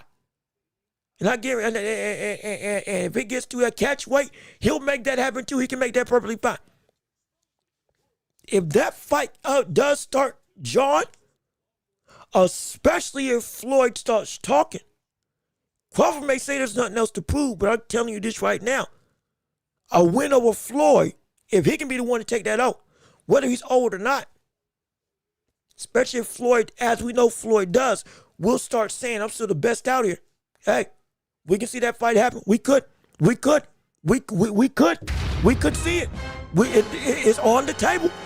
It may not be a high likelihood, but it is a potential nonetheless that we cannot overlook and overcome. My gosh. And my, if that did happen, brother, the tabloids would be insane. It would be a crisis on infinite earths if anybody read the comic books, because it would be everybody of every fandom, especially Floyd fandom, being like, hey man, Crawford, you ain't nothing compared to him. And all of a sudden now you're going to get somebody who, hey, Pacquiao may not be able to get it done in a rematch, but Lord knows, you fight Crawford, it could be bad. It could be bad. But if he takes that risk, credit to Floyd if he ever did take that risk. Let me see. Barrios disappointed, but something wasn't right, I believe. I think the only thing that, unless, again, we covered the Austrian, we covered everything's been clean with Vada. We covered that earlier in the show. Unless something comes out that is negative at this point on, everything looks to be that was just straight up. Barrios could not do anything against Ryan Garcia. I think it wasn't necessarily that Ryan Garcia was doing something nefarious in this instance. Straight up, I think he just got beat by the likes of a better fighter, which we thought Ryan Garcia was. And Goosen did not have an opportunity. He didn't have the game plan to beat him. And Barrios didn't have the capacity to stop him. And so I don't think that, at this point in time, I don't think there's anything nefarious going on the show. Is Floyd still fighting Tyson? Yes, he is. Tyson is Floyd Mayweather's tune-up fight for Manny Pacquiao. That's the truth. That's the truth. Tyson is Floyd's tune-up for Manny Pacquiao. Now, we got Pacquiao, who is fighting, let me pull up who Pacquiao is fighting real quick so I can give you all the full scoop of conversation. Manny Pacquiao's coming back and he's fighting, it's not Povetkin.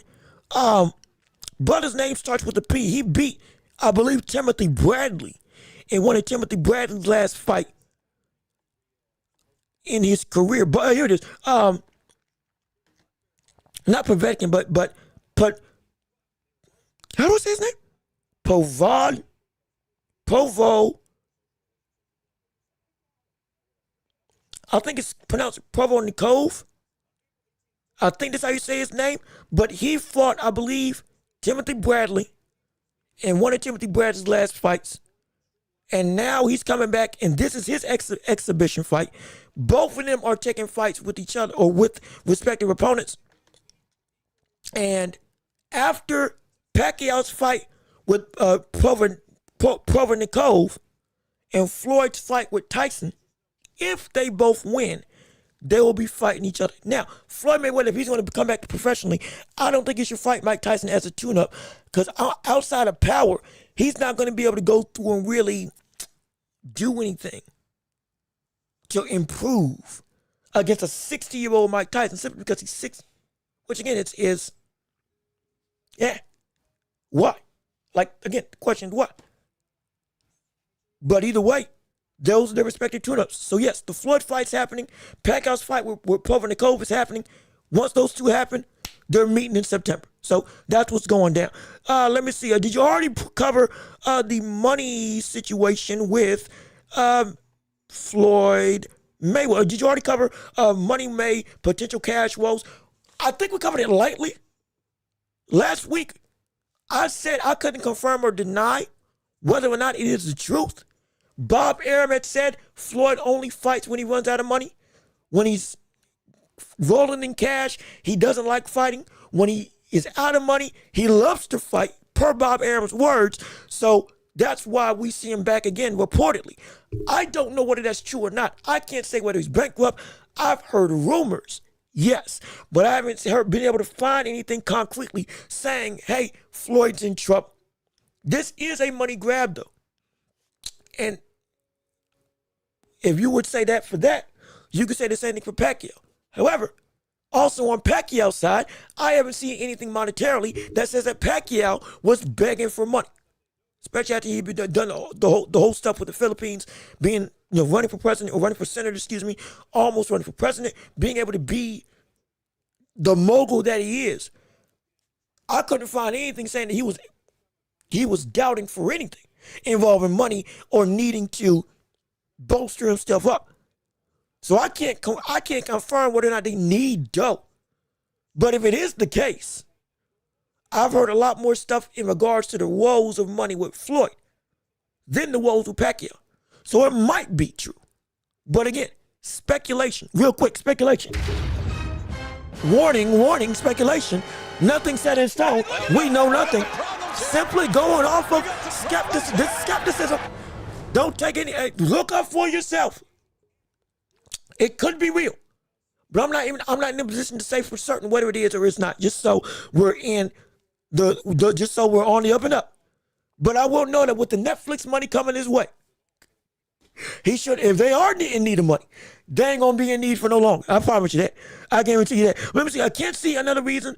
He floated him versus Tyson, and now he's doing Pac 2. He's fighting both, and so like I said, stuff may look like it lines up. Understand it. I'm not in a position to say whether it's confirmed or not, because I can't say for certain whether it is indeed he's out of money or not. From factual evidence I've been able to find, I can go off of those that have been around him. It's a large room, but I can't find anything concrete. If it is true, then yeah, it makes sense.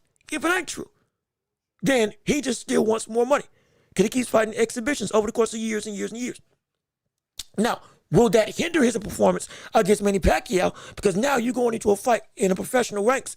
Yeah, you're doing it for money if this is the case. But at the same breath, you can lose the biggest thing in your arsenal, which is a O. Understand, even if he loses to, even though it wouldn't count against Mike Tyson, if Mike Tyson beats him somehow, dare I say knocks him out, because I guarantee you, Mike Tyson does not like Floyd Mayweather. There sure enough ain't going to be any sort of agreement that people may try to throw around against Floyd and Tyson, because Tyson hates that brother. He hates that brother. If Tyson does, in fact, somehow beat him and knock him out, because he's old, but he still got pop, I'm going to tell you something right now. That's still going to count for people. It's still going to mean something. And that O that he's been holding on to is going to go away. If professionally Pacquiao comes back and beats him and actually gets the win, if they both win their respective exhibitions, that's going to count for real. And that's going to be the stigma of Floyd Mayweather. The biggest carrying power of his legacy, in part, has been he's undefeated and he broke Marciano's record. He loses that O, in part, a big chunk of his staying power, not staying power, but a big chunk of his legacy that he's bolstered to build up goes away for a lot of people. Whether you think it's fair or not, that's just the truth because of what he himself has built a lot of his career on. Helped to mold this current era in boxing. The O is the only thing that matters. And so it can be dangerous. Let me see, in Africa, there's a documentary on it already for every, oh gosh, I did not know that. I didn't know there was already a documentary being made for it. That's insane. Let me see, I heard Barrios versus Garcia, they only did one test the whole time. Now, I heard differently. I heard it was consistent testing, but like I said, research for yourself to make sure that it's true or not true. From what I've heard and what I've seen, all the testing was like it was supposed to be. And nothing out of the ordinary from the standpoint of how, and again, reportedly, not even reportedly, it was said on public television. When Shakur asked about it publicly, it was confirmed by the commentators that yes, the VADA testing was done for this fight throughout the entirety of the affair. So, that was the only reason why Shakur even said, okay, cool, yeah, I'm willing to make a fight with Ryan Garcia as long as it's under VADA again and everything comes out clean. But this fight with Barrios was done under VADA, and apparently, for that able to gather, everything was on the up and up. Now again, research for yourself. Make sure you find and corroborate those proper sources that are reputable to make sure that, yes, that is true. Make sure that you validate that, yeah, things went accordingly as they were supposed to with every title fight or with every championship fight. And that stuff does pop up dirty. Because mind you, it was 2 or 3 days after, 2 or 3 days to about a week after, that we got to see negative tests for Ryan Garcia come about, subsequently after the biggest performance of his career. It could happen again. Be clear. It can happen again. Do not overestimate it. It can happen again. Lord knows it can happen again. Good gosh. And if it does, oh, buddy, all this talk that we've had, all this talk that we're having, everything surrounding the likes of Ryan Garcia can go to pot just like that. We're talking about the brother banned from the sport. We're talking about this man being ostracized from the world of boxing. We're talking about this brother not even being able to set foot inside a gym because of the amount of respect that would be lost if he does indeed come back and the test comes negative. We cannot afford, Ryan can't afford, let me not say we, because we're going to be just fine. Ryan Garcia can't afford for a thing to go wrong. Not a thing. I'm talking about not an ounce of skepticism from this point on for his entire career. Especially if he wants to fight with Devin Haney coming to fruition. Especially if he wants to fight with Shakur Stevenson coming to fruition. There can't be a thing that goes wrong from the standpoint of outward appeal when looking at the internals of boxing surrounding Ryan Garcia and drugs and popping dirty. Because you already, even if he's still getting flack for it right now for what happened against Ryan Garcia. If he pops again, he's going to be putting that same sentiment as Jarrell Miller. And Jarrell Miller's been clean for about 3 fights. And people still say that brother should be banned. People still hate that brother because of the fact that he had everything under the sun when he was getting ready to fight Anthony Joshua. So I'm like, there's a lot on the line for Ryan right now. There's a lot on the line for him. With these post-fight tests, making sure everything is indeed on the up and up. So he can't afford to do it. Vada can't afford to do just one test. Don't forget, Vada is also under scrutiny because the Shakur, Devin, and everybody else is holding them as, hey, this is a reputable source. We want to make sure the stuff is clean under them. They got to make sure the stuff is right. So yeah, they can't afford to not go and not do tests because they're already in the spotlight that if anything goes bad with you as the regime, well, we can't trust you at all. And you're supposed to be one of the most reputable testing grounds that we had. You just got over the Victor Conte situation, which again, he sadly passed away, but even still, you had all the scrutiny with him and Snack. And that whole stuff, I'm not even getting into that whole other conversation. That's a whole nother can of worms that we had to delve into over the course of the last couple months. You're just out of that hot water. You messed this up with Ryan Garcia. Ain't nobody gonna trust you anymore. So both of them can't afford to fail at their respective jobs. Ryan's got to stay clean, and Vada better make sure that they do have every test imaginable. If they don't, boy, it's gonna be a bad situation. It's gonna be a bad situation, man. Very bad indeed. But even still, we want to hear your thoughts and opinions on anything else. Again, like I said, 30 minutes to an hour. I think we're actually right at the hour mark with, good gosh, 3 hours? I thought we would at 2 hours and 30 minutes. 3 hours of conversation we've been going through. We want to hear what you got to say. Last call for the world of the championship rounds for the public to see, witness, and enjoy. We want to hear your thoughts, your opinions, your conversation, everything involving the world of boxing and beyond, whether it's the NBA, NFL, other fights that you would like to see transpire. Well, is that news? Wait a minute. No, we do have some news. We got a... Yep, yeah, we do. Okay, hold on. Don't leave yet. Hold on. We got some news with Ryan and Devin. Hold on. We got some news with Ryan and Devin. Stay here. We got some news with Ryan and Devin. Hold on. I had to fact check it. We got some news. Hold on. Let me change the thing. So per two-tone the adult. Not two-tone the adult. I'm sorry. I'm getting two creatives mixed up. Per the boxing voice and Two-Tone the Superstar, who were on a podcast with each other. They just released a clip. How long ago was this? 3 hours ago. With Bill Haney talking about the fight with Devin, with Ryan Garcia. And potentially when we could see that fight get confirmed to be made, which could potentially be within the next day or two, as an announcement that we're pursuing it. But I'll let them say it for themselves. This ain't from my words. These are from Bill Haney's words and his own mouth. Let me make sure y'all can see it real quick. Okay, yeah, y'all can see it. Here we go. Have you guys been communicating with the Ryan camp and seeing what's good or whatnot? Yeah. Right. Perfect. Mm-hmm.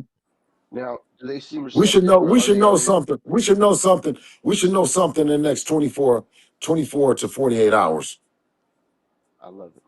I love it. What? There you Now, go again. Quick clip, but a concise clip. Ryan versus Devin could potentially be in the works of, okay, we're going to have some movement within the next 24 to 48 hours, per Bill Haney's own words, with 2 days. And again, what we know, we've had a lot of stuff about Bill Haney saying a fight is or isn't going to happen, saying a fight will or will not take place. But again, they don't take smoke. If it is true, if, I'm saying if, because like I said, we've seen this before with Bill Haney. If this is real, we could get a fight, or rather, some negotiations announced between the two camps within the next day or two. And if that's the case, hey, that would fall in line with what I said about that fight being the biggest fight in the immediate instance of Ryan Garcia's trajectory, making the fight with Devin Haney. That could be one of the biggest fights of the year. That's so much money, so much potential, so much story behind it, and so much gravitas with the whole of the casual and public eye. People that don't even watch boxing know about that rivalry that I've talked to. So I'm telling you this right now, if that does happen, or rather, if there is a fight that we should look for, as it could be in the immediate, that's one of them, if not the one, even over Ryan versus Shakur, because the amount of stuff that's at stake for that specific fight and what that would do. Good gosh, imagine that in the summer. Off the backs of Inoue versus Nakatani, Benavidez versus Ramirez, all happening at the same time. You get that by June, July for unification. Woo! Hot like grease, man. Hot like fish grease would be the amount of hype for that show. Absolutely. Let me see. Is it Huddies or is it Huddles? I think it's Huddy. How you doing? Good to see you. Thank you for tuning into the show. We're so happy that you're here with us on today. Let me see. Haney equals Cap. Yeah, it could be a factor. It could be. I'm not saying it is. I'm not saying it's not. Simply, I'm relaying the news of what Haney said on the Boxing Voice with Two-Tone the Adult, who was a guest on the show. Once again, they do a phenomenal podcast. Go look at them and reach out to them. They're great. They're phenomenal. They have a bunch of insights. Get interviews with a whole bunch of people. Get live fighters to come through and talk. It's great. Go check them out. But they got Bill Haney to say we should see something within the next day or two. And if that's the case, we got something to look forward to. By the time Thursday comes, which is when we're going to be back on the show, by the time Thursday gets here, ooh, buddy, we could have ourselves some conversations. We could have ourselves some conversations at 147. Oh my gosh. And I would love it. Me personally, I would love it if that happened. Because, the discourse is going to be insane. The potentials are going to be phenomenal. And the fight discussion, the debates, the absolute fire that's going to be coming from each side of the fandom. Ryan Garcia's camp, Devin Haney's camp. Shoot, people that just want to see violence and carton. People just want to see drama and spectacle. It's going to be great. It's going to be phenomenal. I can't wait. But like I said, one last call for anybody else who wants to say anything involving the world of boxing and beyond. We also got some news that Abdullah Mason may be fighting on the undercard of Tyson Fury versus Makhmudov, as he is slated to fight against the likes of Joe Cordina as his next potential opportunity. As I'll let him tell you his words himself as we're going through picture and picture. Yeah, around April. I got a mandatory Joe Cordina, so that's when it works right now. And again, Tyson Fury fighting in April. Joe Cordina is going to be Abdul's mandatory. That fight's also laden to be in April. Everything could match up to where Tyson Fury in a big comeback fight needs a big time card to get some. Not he's already going to get eyes, but to keep the beef of the card worth watching, put Abdullah on that card, and it would be. While it wouldn't be the headliner, that would be one of the biggest stages he would have ever been on. An undercard, one of the most polarizing heavyweights in the world, in modern day boxing generational history. One of the two biggest UK fighters in history with him and Tyson Fury. You get on his undercard and you show up and show out for the UK fans.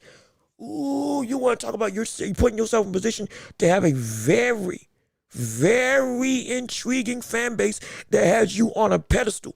It can be great. It can be phenomenal. No question about it. Let me check and see real quick if there's anything else that I need to break in lieu of the conversations with the boxing and sports world. If not, then we will go and wrap this up, send it home, and get ourselves ready for Thursday afternoon. Anything else? Nope, I don't think anything else is broke. So we good to go. We can't wait to see how stuff pans out. And we're going to have more topics and discussion going through on Thursday afternoon. Ryan has some unfinished business with Rolly. And we discussed this earlier in the show. He does. We would love to see it. We know that's the direction that needs to happen.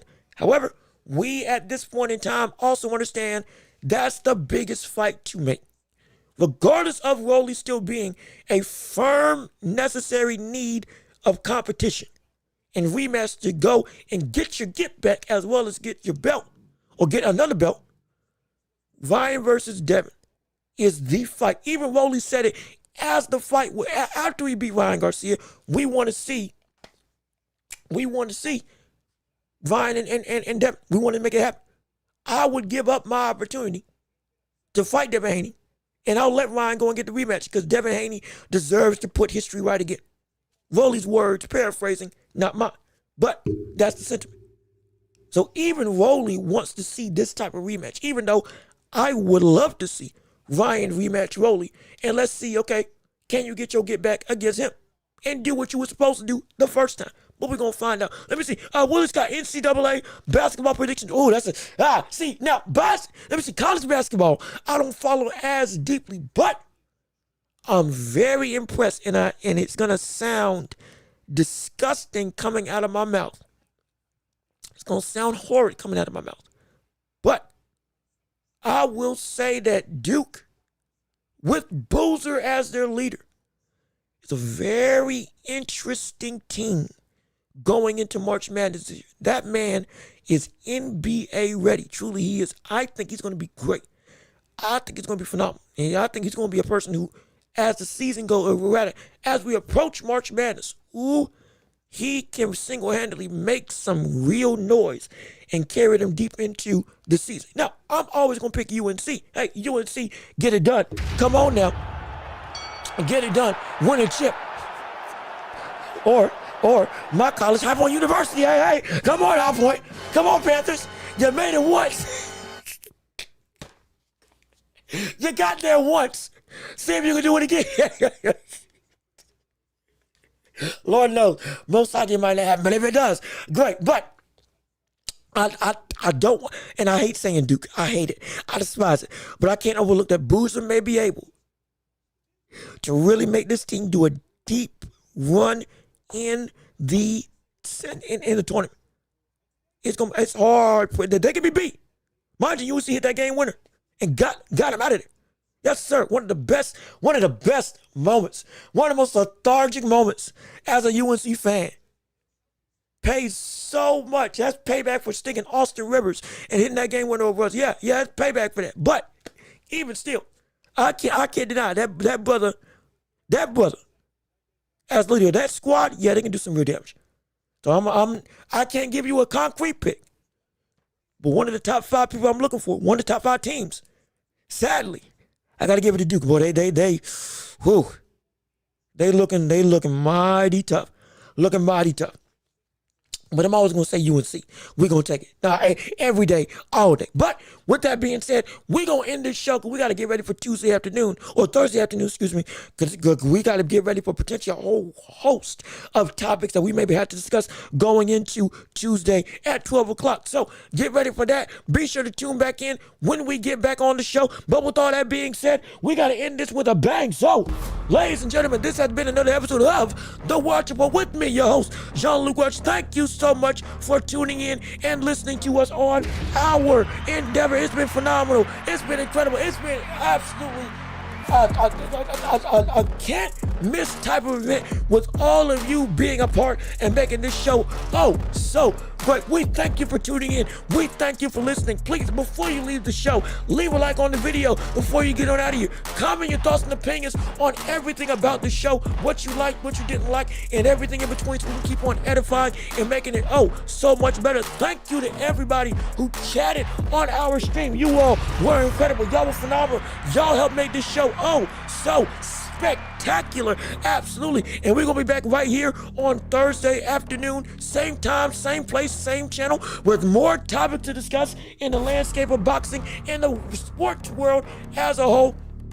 Be sure to go ahead and rate us 5 stars on their podcasting platform. Top 5 chatters for the show today. Number 5 was Teddy Berkshire. Number 4 was Keith Merchant. Number 3 was Julius. Thank you for coming back, Julius. Number 2 was Aaron. And number 1 was Willie Scott with the best pound chatter on today. Thank you to Willie Scott again for the $50 super chat. I believe he broke Julius's record of, was it 40 bones that Julius gave? Hey, Julius, you're going to have to come back and give. Come back and, hey, get him back, brother. Get him back, brother.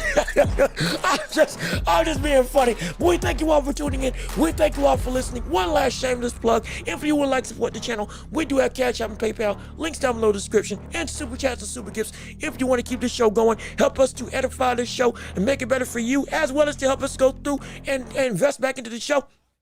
And for me to pay some bills on my end as well. So we can't do this without you. You all make this show so special. And we are nothing on this show without you as the fans and as the discourse of loving debate, and absolute incredible conversation. But I've been Jean-Luc Welch. You all have been absolutely wonderful. Peace and love.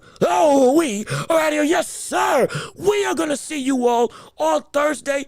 Be safe. Be blessed. Salute to you. Peace and love. And we out of here. Yes, sir. We going to see you all next time.